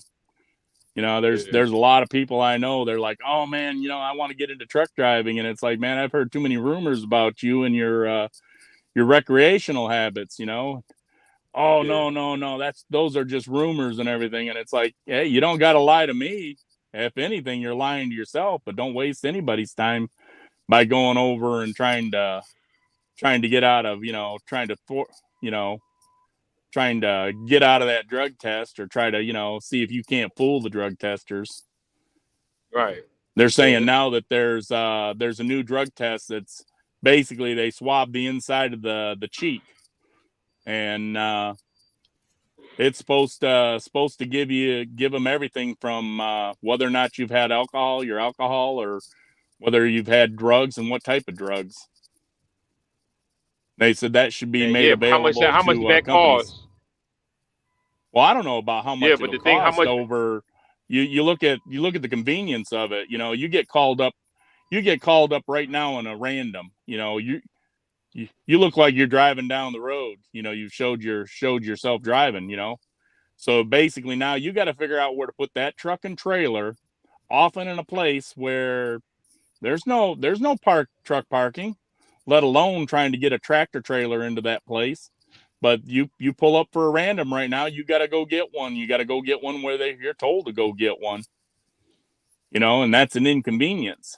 But if there's a way to say, hey, I can swab the inside of my mouth and maybe insert that into my smartphone while I'm doing a live chat with somebody, and they can, check it that way, or I get back to dispatch, they can do it at the dispatch window, or you can get back to, your trucking company, or even the roadside officer seems to think you're high on something. To me, it seems a whole lot. But they already got less, here. It's a whole lot less evasive than, sitting there you're going to go in the restroom, and everybody wants privacy in the restroom, which I can't understand to the life of me, because, every living thing on this planet goes to the bathroom. But, you got to have, men's rooms and women's rooms, and, you got to, people be tripping up about, all that. So you think we all should go to the same bathroom? I'm not saying that, but it's just, I think we're more sexually dysfunctional as a country than violence. Violence seems to mean nothing. Violence is great. Let's see more violence. It's just like I said earlier, death means nothing. You end up dying in a football game. Oh, well, he's in a better place now. Move on, move along. But I'm saying, you got no need to say you need privacy with a swab in the mouth. They just swab you and, get you moving, and if you can have, they already got the hair follicle test. Yeah, I know they still got the hair follicles test and everything, but I'm saying if they can get it off of a swab and do it quicker, then you can get on down the road without you pulling into, trying to fit that tractor trailer in someplace you can't fit it in because of a mandatory test you're told you have to take. And if you don't take it, it's considered... anyway. Yeah, I'm not so sure Tesla's little self-driving driver assist, or whatever the heck they call it, is really going to work. I've got one of them things on my truck that's gives me a nice indicator of how fast the traffic's going in front of me, and if someone cuts me off, it hits the brakes, or if I go over a ridge or around a corner and it catches the guardrail, it sometimes hits the brakes. It's sometimes kind of annoying, but at the same time, it's great if you're in the fog. You can't see what you're coming up on. The braking system sure can. But if snow gets on it, it goes out. If the rain gets on it, it goes out. So I don't see one of them self-driving vehicles making it in the snowstorm. I don't see that happening. I don't see that in the heavy rain, or it comes up on a construction zone, or it's got a police car behind it trying to pull it over. I just don't see it functioning all that well. And then you get road rage drivers. How's it going to deal with road rage drivers? Obviously, it's probably not going to get pissed off and try to hunt them down, but road rage driver, cuts it off, and I'm not getting on this truck driver's nerves and love. Let's try this again. And it's like, that shit a long time away. That shit a long ways away. Yeah, you gotta. I mean, I don't even think we have the infrastructure for that yet, man. So, I guess I'm for electric trucks if it's a hybrid, like a train engine going down a track. Yeah. It still burns diesel, still has an engine that's maybe charging the system and keeping the batteries charged. To me, that makes more sense for over the road truck than a fully electric. Let's see if we can find a place to plug in. Get to the truck stop. Oops, truck stop's full. Man, no place to plug in. Shit, we all the truck drivers need to stop going to Walmart. That's what we need to do. I'm tired of fucking Walmart. Yeah. I hear people say that all the time, man. I'm tired of that store. I don't go in that store. And then you find their car at the store. Well, you're at the store yourself telling them you're not going either. We just did that shit for 1 year. I didn't go in Walmart because we have a Kroger that's pretty much, like I guess they call it a super Kroger, and it is much better than Walmart. I haven't been in Walmart probably in about 5 years, to tell you the truth. Just based off of you're talking about Kennesaw previously, I remember taking Fresh Express out there. That stuff would be back in Atlanta about 34 hours later from California. And it's like it would sit on their drop lot for a week before they would actually unload it. So you're going to tell me what's sitting at Walmart, which actually didn't take that long to get it from California over here, is all that fresh? That's why when you go into Walmart and you buy the stuff, it rots before you have a chance to eat it. It's just I just don't like the way they do. I've noticed. It's an empty store. They got a motherfucker at the door, make sure you don't steal shit. Nobody in there can help you. Really, ain't no cashiers in there. And just they don't give a damn. They just want you to go in there and scan your own shit. Ring your own shit up. You're not gonna get no help. Bring your own shit up, and when you go to the door, we're gonna make sure you don't steal shit. It's gonna be somebody at the door, make sure you ain't steal shit. Like, man, come on, man. Well, that's like that with a lot of these stores. I walk into Kroger, and the only thing I can get is self-serve, maybe 1 or 2 employees in there, and I've got more stuff in my cart than self-serve area's got room to put it. Well, shit, which Kroger you go to? I go Kroger. Well, yeah, there's lots of Krogers around I go to. They're mostly in Michigan. You go in the daytime, it should be, you don't see at least 3 or 4 cashiers? No, maybe 2 at the most. Never 3 or 4. You live in Michigan, that's probably why. I live in the city where you don't drink the water. Flint. Hey, that's why. That's why they about to go out of business. That's why. Like down here in Georgia, because I'm from Ohio. You go like Ohio, they doing whatever the fuck they can do to save some money. But if I'll be honest with you, I haven't been in the Kroger store too often. I open up the app and I have it delivered. Ain't gonna be no stores left in another 10 years. You're gonna have to go online. The mall's gonna be closed. We doing it to ourselves. The mall, nobody's gone to the mall. Do you think civilization gonna survive like that? Like you ever look at the we used to have Kmart. We used to have Kmart, Ames, Target. We used to have 1 million stores. You ain't gonna find shit up in the Midwest no more. Everything is closed. Only thing they got left in the Midwest is Walmart. Kmart is closed. Ames is closed. Damn near Target might be damn near about to close. You know what I'm saying? Because people not spending money, they doing everything online and shit. They buying everything online. Right. Are they going to the same store? Anderson's, we had Anderson's in Toledo where I'm from. I don't know if you heard of Anderson's. That shit gone. So what you think? What you think? There's gonna have a bunch of houses with robots. Hey, look at drive to the grocery store. Yeah. Just drive up, and it's gonna just automatically put it in your trunk. Your groceries in your trunk, and that's it. Look at this store they just opened up in California. You put the shit in the cart, and the cart ring it up for you.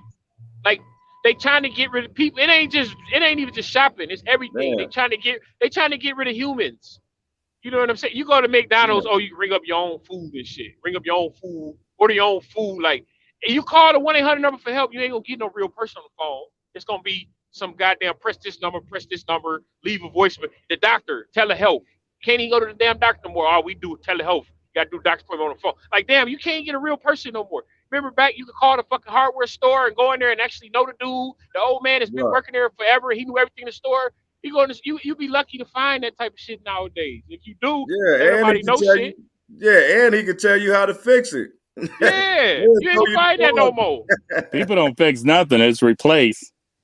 Yeah, You go to hardware. Go to a store now. You know what they're gonna tell you? If you don't see it on the shelf, we ain't got it. That's what they tell you now. And you go back there and look, you see the shit. It's like, what the fuck, man? Like, what type of world we living in now, man? It's just crazy, man. It's everybody on their phone, and everybody on their phone. Don't nobody know how to do their goddamn job. And you go to the store, you ain't really gonna get no help. I just work here. Motherfuckers be like, I just work here. I don't know. I just work here. Man, I'm starting to feel like the Mormons now, man. I'm starting Why, to you feel got like multiple what are we wives? gonna do with all of this technology? Like we have to, like we're physical beings, man. Like we have to work. Like we have to, you know, you have some people there, you know, they might like computers, they might like sitting in the office, but then you have people that actually like working outdoors, man, construction and, you know, driving trucks. You know, Are like what you are we gonna do confusing as the a Amish society? for the Like what? Mormons? But I'm just saying, you know, like what? Yeah, I mean, I'm starting to understand it now, man. Computer, Like, bro. where are we going with this, man? With all of this technology, it's just making us lazy, man. We're gonna end Yeah, up losing our thumbs, man. Bink. Yeah, Dirt. when's the Our last time thumbs I don't seen you in fall. person, Bink? I haven't seen you in person in years, man. Hey, Dirty was like, kids don't climb trees no more. Because he seen the picture of me climbing a tree back when I was a kid. He was like, kids don't climb trees no more. I thought about that shit. I was like, damn, he probably right. They Kids always don't on them ride goddamn, bikes no more. they on them tablets, computers and computer games and shit. That's why they get fat and Back shit. in They my be, day, you knew where all the kids were. All the bikes were in front of that house. hell yeah. Exactly. Hell yeah. Hell yeah. Remember you used to put the pop cans on that shit? Remember you used to put the pop cans on the tire to make that noise and shit? You do Shoot, that? I remember taking the harder steel cans and making potato launchers out of them. Jeez, Potato potato lunch. launches. Wow. Yeah, we used to make everything, man. I mean, we used to have some Yeah. long weekends, man. Our weekends used to be off the hook, man. Because I remember on Long Island, man, we used to go out. It was this place called, it was actually a Jewish campsite. And that camp was like, our camp was in like a park. I don't know if anybody from my hometown on there, I know y'all follow me, but you know, we just had like a park. But then you had the other side of town. It was a Jewish camp. Like they had like this ice cream cabin on top of the mountain. We'd go up there and invade their cabin. And they had this we used to call it Snake Mountain. It used to take us about an hour. We'd get up about 7 o'clock Saturday morning. We'd drive up there. We'd go eat the ice cream cakes and stuff like that. Then we'd come down Snake Mountain on our BMXs. Like we just had long weekends, man. We'd play manhunt. Like throughout the whole town, we just hunting somebody. You know, somebody there go hide. We'll give them about 10 minutes, and then we'll sit all Saturday night, all Saturday and Saturday evening, just trying to find this dude, man. He probably was sitting at the house, tell his mother, don't tell him I'm there. Hell That's yeah, I what I remember used that to do. shit. Hell yeah, I did But that shit man, too. hunt, that's what we used to do, man. We was out, but I think people are scared to let their kids out of their sight nowadays, man. That And I shit think weird. that has to do with the news and a lot of the crazy stuff that we watch on TV. All these No, I crime think that stories. crazy stuff's always been around.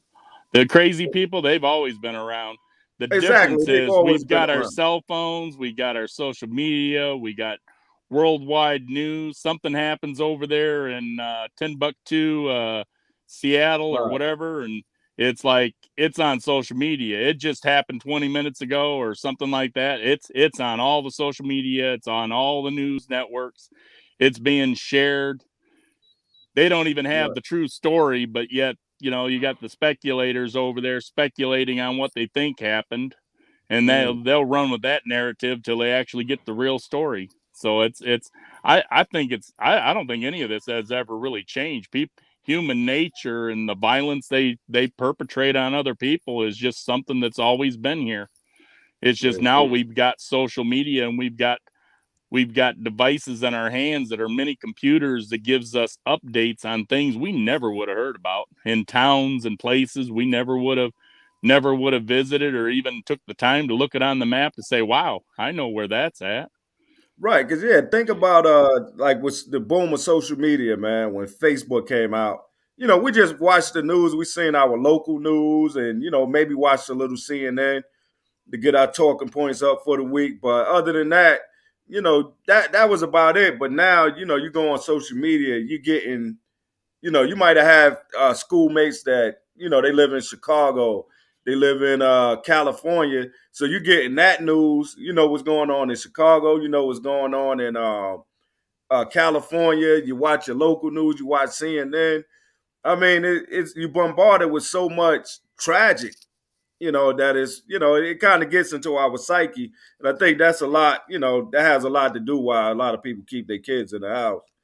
And a lot of people don't come outside. They don't, some people are scared to death out here. I used to get on my bike and ride 30 miles out from the house. Didn't bother me a bit. Me too, man. Yeah. I mean, I remember when I was 12 years old, man, I used to get on the bus and go to the mall, man. I remember when I went to the mall and I came home with a hamster, man. My mother lost her mind when I came back with that thing. Get this rat out of the house. Like a rat, Oh shit! That boy said Hey, Big, I'm gonna answer your question you just asked when you said about what are we gonna do. Drive to the place and they hand you your groceries, right? And I'm gonna say it real quick because I gotta hold this phone while I'm driving. Right there in PA, when you come in off of 81, I know you don't travel that area. They're building a Walmart center. And I asked the lady, I said, what are they building over there? She said, that's a Walmart. I said, a DC? And she said, kind of. I said, well, I ain't never seen no Walmart that's 2 or 3 levels like that with only 8 docks except for the one in Albany. She said, no. The way that's going to be designed is you order your stuff online and then you just drive there and pick it up. So that just answered the question you just said about that. Wow. Yeah. It's coming, man. That takes a 5-finger discount out of the equation. Well, it does that, but see, not only that, man, it takes them from having to pay employees. I when they first started the automation, I said, well, why am I paying full price, but you don't have no teller? Why am I ringing my own stuff up? And I try not to go to Walmart. It's so much cheap Chinese crap, but sometimes you're forced to go because when I first moved to Connecticut the first time, they ran Ames, Bradley, Kmart, Expedec, a couple more. They ran them all out of there. And now all you got is Walmart. So now Dollar General is coming up in all these small areas where there's a food desert. You go into Dollar General now. When I was younger, you went to Dollar General, get socks, drawers, aftermarket detergent, maybe some cheap shoes to run outside in. Now you go grocery shopping Dollar General. So the game has changed so much. At the end of the day, if we just keep looking at what's going on, we are going to be totally automated in everything that's out here. I mean, everything. Because the reality is, how many of us want to get up on Saturdays the way it used to do, and you go to the mall or you go to the grocery store? Who wants to do that anymore? If I can have it shipped to the house, let's get the shipping. You know what I'm saying? So that's all I wanted to add. And one other thing, you two guys that's in the union, everybody got to understand. I'm not going to put your business out there, but a lot of people don't understand. If I was in a union, I would take being in a union versus owning a truck. I'm going to make more money. My benefits are better. I'm not knocking owning if that's what you want to do. But if you had to make a decision, give me that union. You got a pension, your insurance is damn near free, or if you got a family of 4, you're paying maybe $50 a month. A union is way better. And I'm an ex-union guy. And you can't convince these guys that, hey, maybe you should try working for a union instead of this company or that company. They don't want to hear it because so many people speak against the union. And I'll tell anybody, the whole trucking industry needs to be unionized. If it was, we would have to put up with this crap that we're under. So I'm going to jump back off the listening because, like I said, I can hold this phone. But you guys keep talking the talk. I'm going to keep watching. Well, that's the first time I I've heard appreciate Tito you without him stopping being by, bro, choppy. as always. No problem. Usually he's all choppy, man, and I appreciate can't that Phil understand him. stopping there. Right, salute. What up, Trucker Abdullah? What's going on, man? Let's see what he say, man. Yeah, that's crazy, man. Walmart, they get into it, man. And like I said, it's gonna take my concerns with all of that automation stuff. I think it's gonna take away, from human contact, and I think, that's millennials and Z's already don't do well with human contact. People are kind of awkward now in public, man. People are kind of awkward, and we don't know how to treat each other. A lot of people can't take criticism. You know, we used to play the dozens back in the days, and you know that was it. You know, you call me your names, I call you names. You know, we It's might have had a little fist your fight. mama jokes. That's what we called it. We called it your mama jokes back in the Yeah, day. your mama. I don't know them. Your mama jokes might have got you toe up, boy, back in the day. Depending on who you knew who mama to talk about, and who's not to talk about. You, Definitely. Word up. Let me see. I'm a city driver at ABS, 5 years strong. Yes, sir. Benefits are great, man. Yeah, my thing with the you know, as a whole, like I said, man, it's based on the individual. You know, I like the union deal, you know, because I'm in it and really get to see what it's about. But, you know, there's nothing wrong with going out, you know, buying a truck, you know, but you know, the truck, you know, buying a truck is not everything, man. There's other you know, entrepreneurial things that you can get into while being a truck driver. You could get this union job and then, you know, do something on the side that makes money, man. You could be a company driver and own trucks. You don't have to just, you know, go out there on your own all the time. And I think a lot of people don't pump that narrative, man. Check. What made you go ahead and get a truck? What made you jump off the company driver deal, man? That's pretty much like I was telling you before. I worked 5 years as a company driver at this last place that I was at as a company driver, and it just they promised me a company truck. They promised me right out and right back. I get out to El Paso or someplace, and taking a 34-hour restart out there.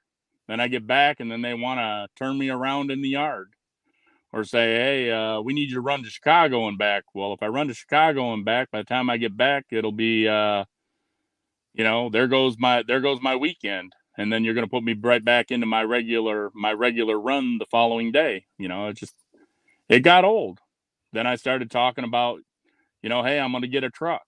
And what I really wanted was a glider. What I really wanted was either a glider or, you know, one of them older trucks. And they were like, nah, well, if you're going to be running over here, you need something newer, something that's, you know, at least looks about as new as what we got over here, you know, because you're going to be running to Texas. You need something reliable. So I ended up with a two-year-old Cascadia with about 264,000 miles on it. And guy I'd been running with for a number of years was all in.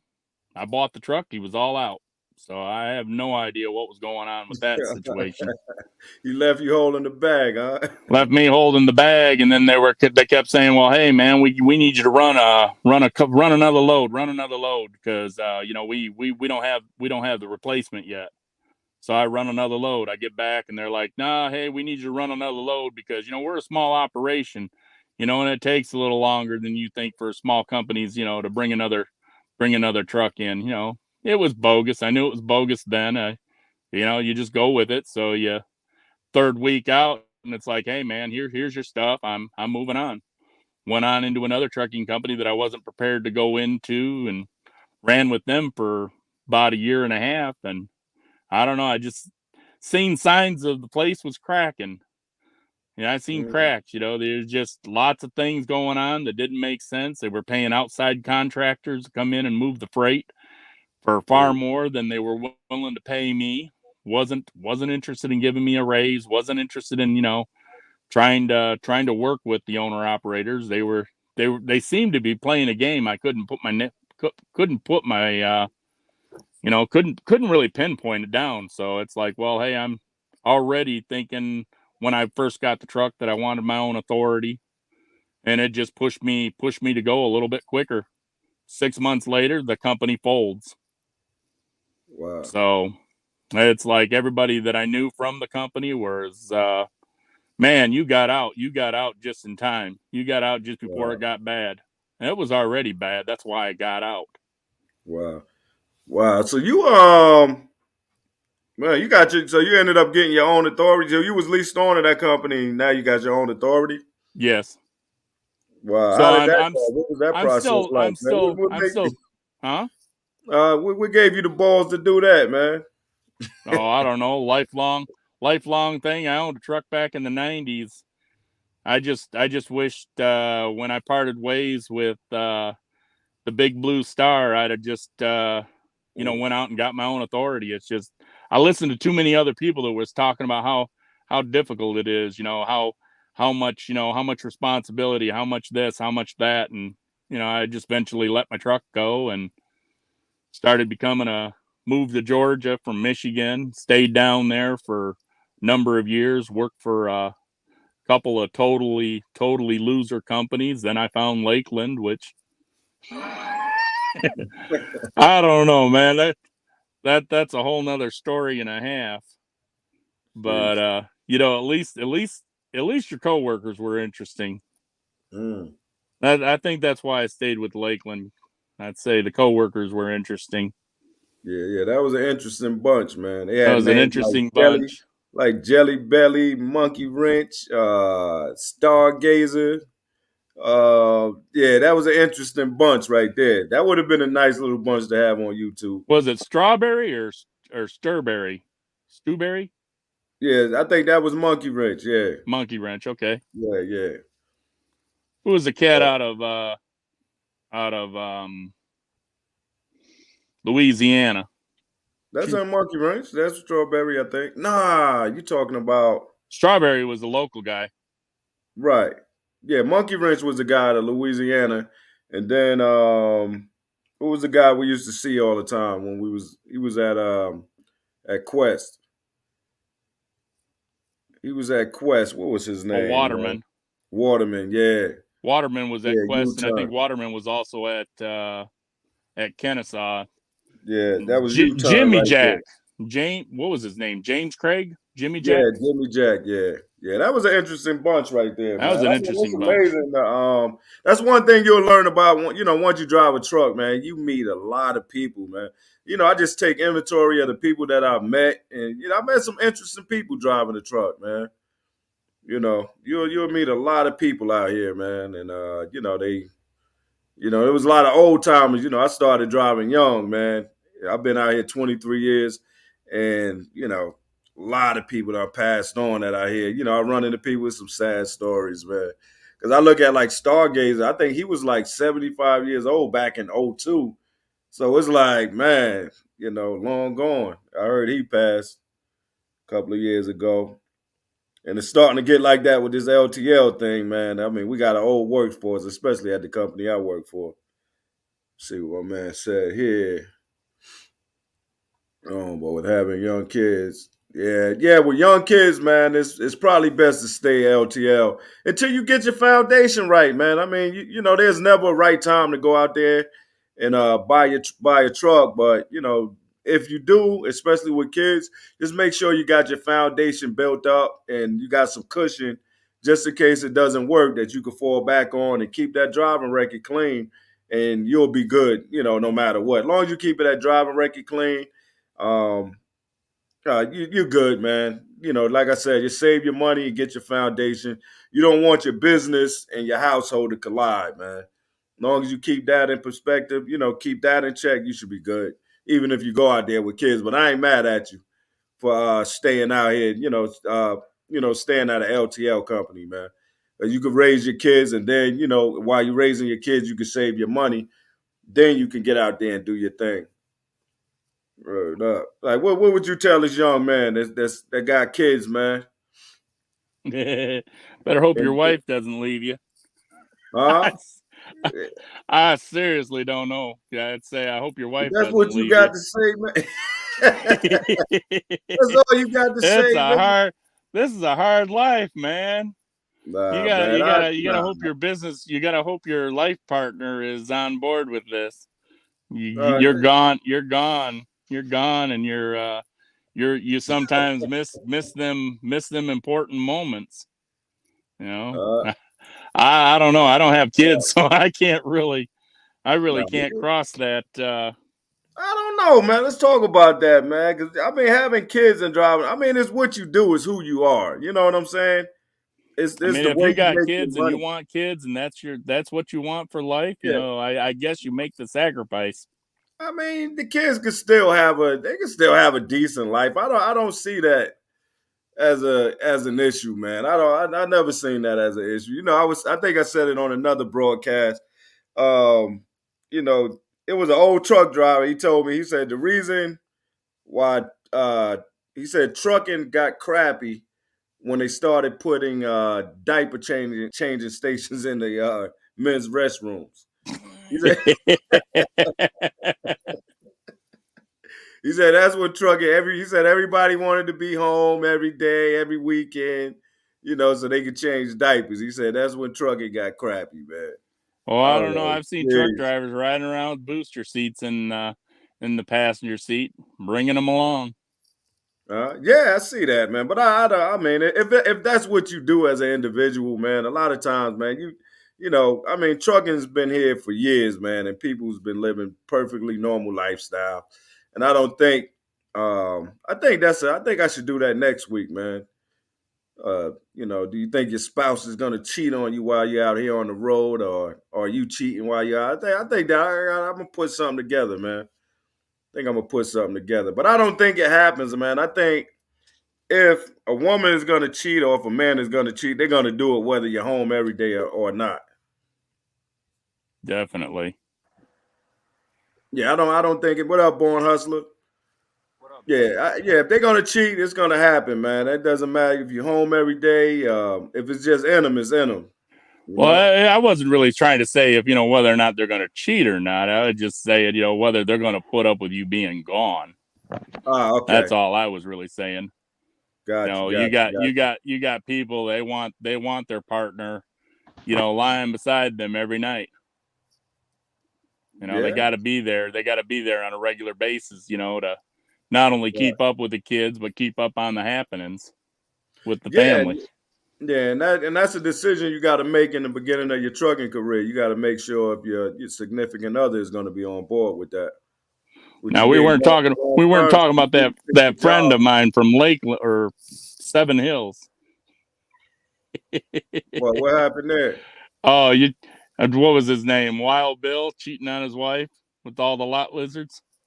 Yeah, you're gonna have that. You know, like you had your Wild Bills and then you had your Robotex, man. You know, I mean, you know, that's what I'm saying. He just had it in him. That's what he had an appetite for that. And some of us do, some of us don't. But he was gonna have that appetite whether he was a truck driver or not. Oh yeah, well, you know what I'm saying? That was said in his previous jobs that he had that was affecting them jobs too. I think just truck driving made it easier to hide it. He did the same thing in the police station, I think, right? I think he was telling me. Yeah. Yeah, so hey, yo, that's Bink. Just him. What up, bro? But they don't tell you that the majority of truck drivers die broke. Yeah, they don't tell you that, man. You know, that's why we're trying to change the narrative. We got to change the narrative, man. I mean, those statistics, man, that they put out every year, you know, most people don't have $500 in savings for an emergency. That includes truck drivers also. You know? Damn. Yeah. When did that come out? You know, listen, man, the average person, no, I don't care what they say, man. You know, you get these people that, you know, they tell you, you know, they pay off credit cards every month. Dog, if all of y'all was that disciplined with your credit cards, the credit card companies would be broke. So it doesn't make sense. The average person is carrying a balance, period. You know, everybody act like, you know, it's just, I mean, it's amazing. You know, if the average person makes, I think I was listening to a financial planner. He was saying he's like the average person that comes into his office, if they make $60,000 a year, they're going to spend 65. If they make 100, they're going to spend 110. If they make 200,000, they'll spend $250,000. Most people are broke. It doesn't matter how much money you make. You just making your problem. You know what I'm saying? It's just until you get your finances in order, your mindset in order, it doesn't matter how much you make, you're gonna end up spending it until you learn how to, manage your money better. So I think the main problem that people need to learn is how to manage their money. Yeah, that's a fact. Because a lot of people, what I hear from my area is a lot of old heads be like, oh well, I can't take this with me. That's what they always say. You know what I mean? So that's Wow. just what I hear a lot. There's plenty of Yeah, lottery winners that have gone broke. right. And that's a mindset because, I can't take it with me because my mindset is, what am I going to leave to my grandkids? So I'm not worried about if I'm going to take it with me or not. Mine is about, leaving something for my wife, because, when we get older, she might need to be in a nursing home. She might have to put a reverse mortgage on this house. She might have to sell this house, you know, to go into a nursing home. Like I don't, so I don't look at it as, I can't take this money. And I think a lot of people need to, change the narrative on how they look at money. You know what I'm saying? Like, what about my wife? What about my kids? What are they gonna have? So I don't look at it as, as selfish as a lot of people do. Yeah, you're right about that. But yeah, I've heard that growing up, man, and that kind of it affected me. You got a lot of like just because you see, you might classify somebody as an OG, but a lot of times some of these OGs will give you some bad information, man. You know what I'm saying? They don't mean nothing by it. It sounds good. You know what I'm saying? Like, oh, you can't spend that money. You can't take it with you. Okay, so now I'm gonna go buy these new Jordans. I'm gonna go buy these $100. I'm gonna go buy these $200 pants. I'm gonna go buy this $500 shirt. And go broke. Right? You know what I'm saying? I'm a max this credit card out. Because I can't take this money with me. But what if you live to be 80, 90 years old? Now you're begging your grandkids to pay for your medication. It's like this. It's like what if you getting some shit and then like you need a lawyer and the lawyer costs 20,000-30,000 because you got some shit. Bro. You know what I mean? Oh, I got family that retired in their 50s and they're in their 90s now. Exactly. You know what I'm saying? But now they retired in their 50s, so they had to float themselves for 40 years. And that's what we got to look at in retirement, man. Like you have to, if you retire at 65, the average person probably won't live over 90. So that's like a 35-year spread? You got to float yourself for 35 years. So even if you got like $700,000 put up, dog, you divide that 700,000 by 35 years, it comes like $28,000 a year that you have to pay yourself. And I mean, it's like right up under like 1,200 a month, something like that. But, that's why, we need to be on top of this, you're investing and start young, man. That's a fact. And believe it or not, being in your 30s, that's considered middle age. They just came out with statistics about that. Being in your 30 now, because a lot of people they not living as long as the like, you know what I'm saying, like our grandparents and shit live, whatever, great grandparents. A lot of people dying early. So being in your 30s now is considered middle age. Wow. Yeah, I mean, when you really look at it, man, a lot of people look at 50 as the halfway point. Nah, not for the average American, man. 50. That's why you got to take care of yourself. Health is the most important thing out here, man. Exactly, man. Yeah, but I mean, they say that, and then on the same token, they also say that people are living a lot longer. That's why that Ponzi scheme called Social Security might be due to be bankrupt. You know what I'm saying? People are living too long, man. It ain't working how they thought it was going to work, man. And that kind of, I heard a conspiracy theory about the vaccine, but I don't even want to get into that, man. Population control. I'm pretty sure you heard that, Robotech. Oh yeah, I'm supposed to be dead already. According to their stats, I'm supposed to be dead already. Word up, man. So this isn't the real me you're listening to. It's my ghost. Well, Born Hustler, man. What you do exactly, man? Should I drive? You your own operator? I'm a 1099. 1099. Okay. You up there in Chicago companies or? Yeah, pretty Okay. much. I'm trying to figure out what I really want to do with this shit. You know what I mean? I'm Right. trying to figure out if I want to do this money. So you're starting to break up a little bit. I didn't catch it either. Yeah. Sounds like Come. he got too far away from his headset. Nah, it sounds like you hit a little bad area, man. Because it'll sound like that if I leave the phone in the truck and walk back to the trailer. Man. Yeah, man. I did a video yesterday. Y'all go check that video out if y'all get a chance, man. I was just talking about my top 4 companies if I had to start all over. If you had to start your career all over, what steps you would take, man? Pay attention in school. Maybe go to college. I'm talking about your trucking. I'm talking about your trucking career, man. I'm talking about your trucking career. We already raggedy, man. Talk about your trucking career, because everybody in here already raggedy like that, man. So I don't know, man. I think if I had to start over, maybe I would have been more relaxed and stayed over at Blue Star as long as I could. You know, you get told you're an independent owner operator to the company, and then they treat you like a company driver. And I should have just rolled with it a little better than argue with them at every point. But I don't know. I have to say there's probably better companies out there. I really wanted to be union from the get-go, and a lot of union companies told me, hey, you don't have enough time. You need at least 5 years.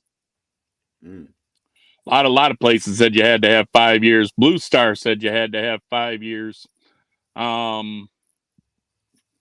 Somebody I didn't even know that knew a friend of mine told a pretty good white lie and got me into Blue Star. But I don't know. I don't regret being fresh out of trucking school, or not even. Let me take that back. Fresh out of never went to trucking school. I went to learn to drive bus through bus driving, or through the local MTA. That's how I got my training for buses. So I got my bus CDL, and then basically rode around with a deadbeat cousin that slept the whole time in the back while I drove down the road. So I really trained myself to drive truck, if anything. So there was no truck driving school. Took my test, and man, 6 months after maybe 8 months after having the test done, I went out and bought a truck. Jeez. So I mean, I really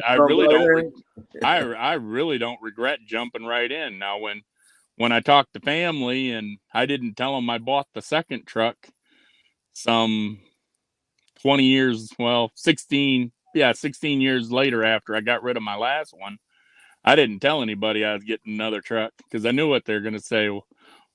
And yeah, sure enough, it says, hey, didn't you learn anything from the first time? Yeah, I said, yeah, I learned what not to do. Right. So you had some opposition in the family, huh? I've always had opposition in the family over it. Right. So how long you been in this time? Even though you had some naysayers, so you going on a couple of years. So I had 5 years in the first run, and then 16 to now is 6 years. 6 years. Wow. Hey, yo, Ben, you can hear me now? Yeah, we can hear you. Yeah, I got you, man. Yeah, my fault, because I'm climbing these West Virginia mountains. That's when my connection had went out. Got you. Did you find Mountain Mama up there? You said what? I said, did you find your Mountain Mama up there? That's a song. Country song, I believe. West Virginia. Yeah. Hey, yo, but what I was saying was probably in the next year, 18 months, I'm going to make that move, give me a truck and shit. But my thing is, I'm going full authority. I ain't leasing with nobody. I'm cashing out on everything. Like I said, I'm 25, so that's why I be on YouTube just learning shit. You know what I mean? My cousin owns out. He got his own authority and shit. That's why I got my shit. You know what I mean? He Right. was the only one. He was the only one in the family getting money. So I'm like, damn, everybody fucked up, and you coming around with bread. So like, what the fuck you doing? You're like, cuz, Right. get your CDL, get your CDL, and I just finally did it. You know what I mean? And I just been stacking money up ever since. Exactly. Let So, me so ask are you you just something. so are you just stacking? I mean, you have any Oh overhead yeah, on nah. I'm stacking everything, man. everything? Everything. That's it's a Cause my lot of car truck paid drivers. off. My car paid Wow. off, so I got. Hey, when I get paid, I say the whole check. I probably keep like take. I probably take out like 100, 150 for food, and I got a Right. phone bill once a month. Other than that, I'm stacking everything, bro. See, that was me when I first started, man. I wish I would have, if I could go back, I wish I would have stayed right there, man, and just kept stacking, man. But I started making that money, and I was like your cuz, man. I'm coming back around the hood, man. I'm coming back with new outfits, jewelry, everything. You know what I'm saying? The latest and greatest, man. I stacked a little bit. I could have stacked a little bit more, but I wish I would have kept that energy, man. But you start making money, you start going out, you start, meeting different people, man, and you start meeting women, and one next thing I know, I'm, in a domestic Back to being situation. broke. You know what I'm saying? So just, stay out there and stack your bread, man. Yeah, honestly, I've been stacking for 2 years straight. Like Wow. people was like, cause I ain't think 50 was enough. So I'm like, I'm trying to stack up 100,000 right quick, and I'm cash out on Nice. shit. So like I Nice. said, give me about another year. But I'm pacing myself there, you know what I mean? I ain't going to. I pace myself out here. Right. How good of a relationship do you got with this family member? Oh, my cousin? Oh, I talk to him all the time. See about maybe running up under his authority, and the only reason I'll say that is I've got a cousin that's 10 years younger than me. I used to when I had my first truck, I used to have him ride around with me because he seemed to be the only one interested. Then when he got old enough to drive, he got his CDL. And long story short, when I started my business, I actually brought him in. So he's in the mix. And it's actually come down 3 times so far. It's come down as a blessing because I was loaded and my truck had an issue. And he came and got the trailer and delivered it. That saved me from either having my trailer go to a cross dock or finding myself somebody else to take my trailer, deliver it, and then worry about getting my trailer back. So because he and I run under the same authority. Now, technically on paper, he has his own company and I have my own company. So we're technically both leased to the same authority. But aside from that, he's actually rescued me like 3 times where I would have been needing either a tow or needing somebody to get my trailer and deliver it. First time he took it to Kentucky from Indiana. Second time he took it to Florida from Michigan. And the third time he actually brought me down a water pump. So So how do you guys have it set up? So you have the main authority, and then you guys lease. Then both of you guys got your own separate company, and then you lease yeah, we're leased to the main authority. but the authority is yours. The authority is mine. Oh, so At the that's end what of the you day, tell. the Okay, I see authority is what you're really trying to tell mine. him. With his cut, so with his cousin, you telling them to like kind of use like one main authority, and then both of them kind of do their own thing because I make no welfare off my cousin. He makes no welfare off of me. We don't get a multiple vehicle discount on the insurance. That's the unfortunate thing, but right. we share in on other things. Fuel cards, we share in on got the same insurance. We've got the same satellite. We've got the same different, I guess all the different things that you would normally have with a company, we share the same in. So Besides, when you get paid for that load, my money's my money and his money's yeah, his money. yeah, I see what you're saying. I see exactly what you're saying. So that's why I say we're not making welfare off of each other. Right, and then you could bring other people up under that authority. So y'all already have it set up where you could just add people. Yeah, we've got it set up that way. It's actually set up in such a way that, because we made a contract with each other, and I shopped around looking at contracts online and kind of imported stuff from different contracts that I'd already seen online from other trucking companies to kind of create the contract we have with each other. So I have the ability to hire under my company name. They could be drivers that would drive my equipment under our authority, or he could hire people the same way. So I'm responsible for my people and he'd be responsible for his people. But bringing people in that would be like 1/3 to the authority, we've also gotten that written up too. So say I bring Bink in, Bink wouldn't be a full 1/3 partner. He'd be with 1/3 and 2% less. And the third person would be 1/4 and 2% less. And that's just written in the contract because we want to try to maintain the overall authority without being fired from our own company, more or less. Got you. That was pretty smart. I mean, I never heard of owner operators setting it up like that, man. Because usually everybody want to go their own way instead of just coming together as a family. Yeah, he pretty much goes his own way. I pretty much go my own way. But we do occasionally say, well, hey, I seen a load out on a load board. Did you know about it? And we'll send each other, text messages back and forth saying, hey, this is something you might like or you might take. And, it kind of helps because there's sometimes, I'll be sitting there looking at the load board all day long. I don't see nothing. I put the phone down for 2 minutes and he's sending me a text message saying, hey, did you see this? Oh, no, not 2 minutes ago. I didn't. So, there is benefits. Right. Nice. Yeah. But that's the move, man. Definitely. Yeah, my thing is, I want that motherfucking freedom.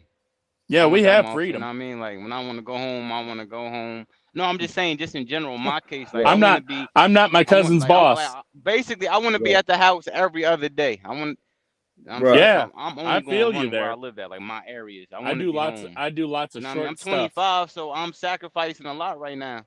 You know what I mean? Like I'm sacrificing a lot of shit right now just to keep getting my money up. But I ain't trying to be out on these roads forever doing this shit. You know what I mean? Out weeks at a time. I can't do that, bro. So that's why I'm putting in work right now. See, I wouldn't do that. I wouldn't do that as a company driver. I'm not going out for weeks at a time as a company driver. I might do it once in a while as, doing what I do now. Right.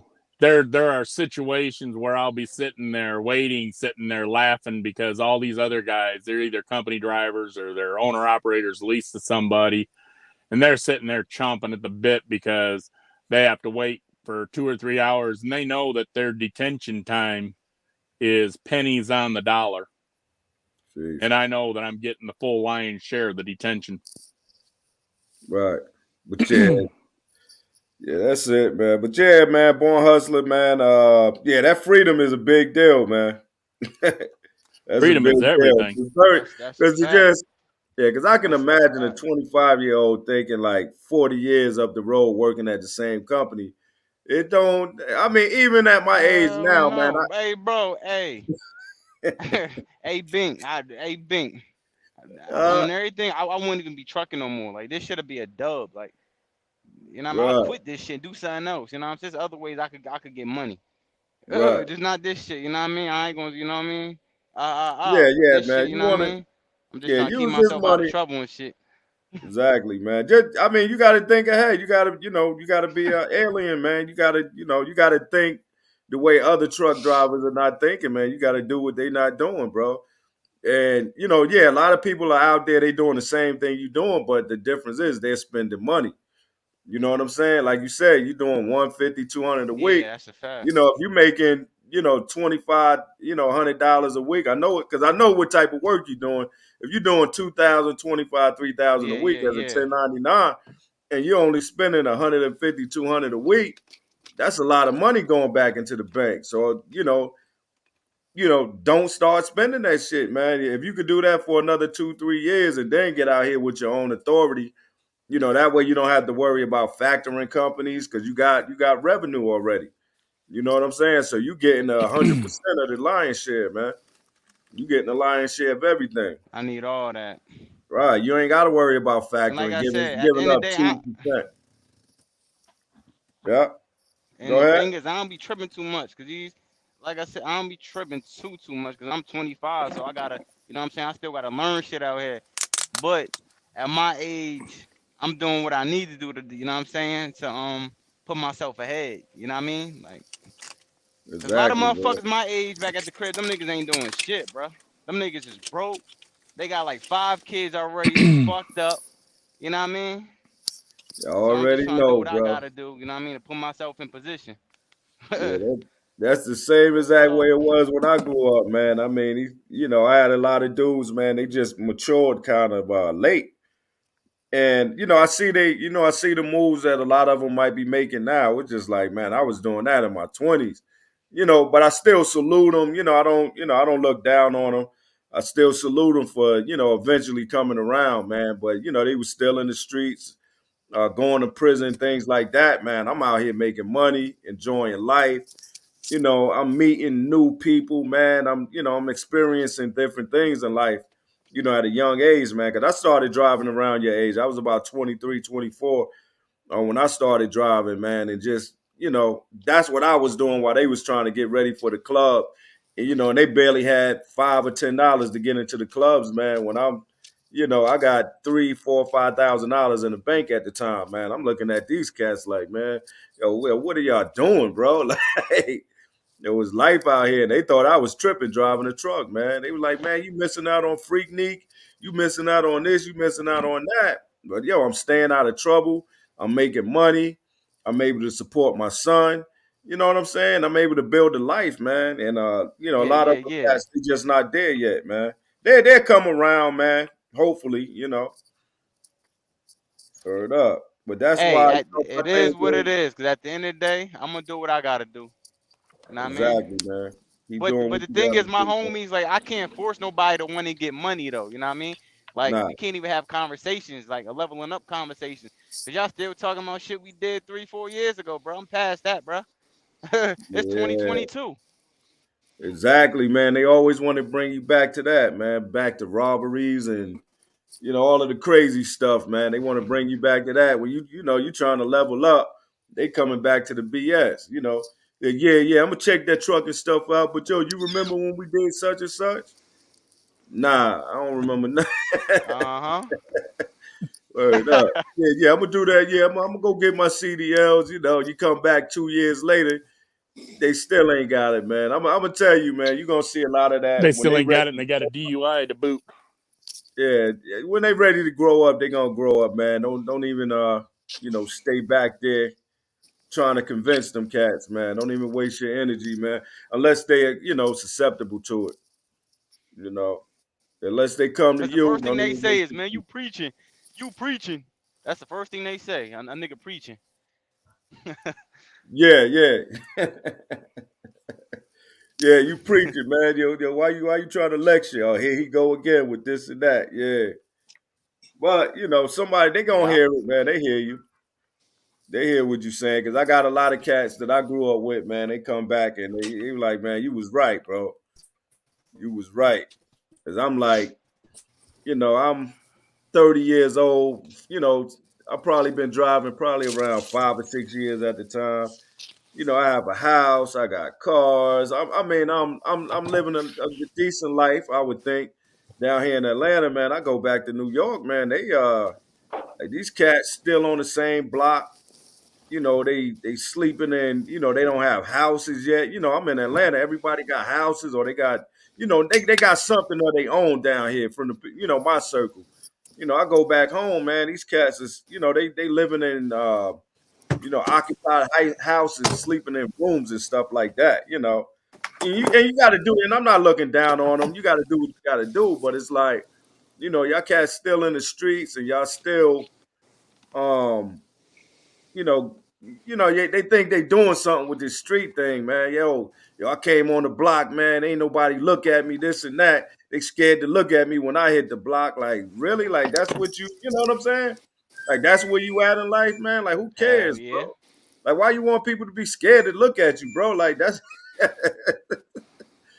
real. That's where you at in life. Word is bond. But yeah, just keep doing what you're doing, man. And like you said, man, give them the good news. Let them know what's going on with you and your situation. If they successful to it, cool. If not, just keep it moving. Don't even waste your energy, bro. But you'll notice they'll start coming around, man. Hey, man, what was that stuff you was talking about with that trucking stuff 10 years ago? They're going to be 40 years old trying to figure out how to get into the game. Word up. By then it's gonna be over. This shit gonna be done up by then. Yeah. They gonna have to find a new hustle. Word up, man. But yeah, man. My wife got this. Man, she got that T-bone steak smelling good in there, bro. Uh-oh. Oh yes. It's time to go handle business. Yeah, man. It's about that T-bone time, man. steak, Yo. fire. Tell her I said hello. Man. Yo, man, I appreciate y'all stopping by the show, man. Coming through, check the kid out, man. We out here doing it, man. I'm gonna try to keep giving y'all some good information. We got into some a little bit of everything, man. We talked about the Ukraine stuff. We got into a little bit of everything, trucking. Like I said, it's the All Zone Dance Show. Tune in next week. Actually, I don't have a schedule, but I'm gonna try. It seems like Monday is my day, man, to do these lives. I don't know who else is going live, but go ahead and scan around. Y'all gonna have to get out my house, man. I'm about to go attack this steak real quick, man. Peace.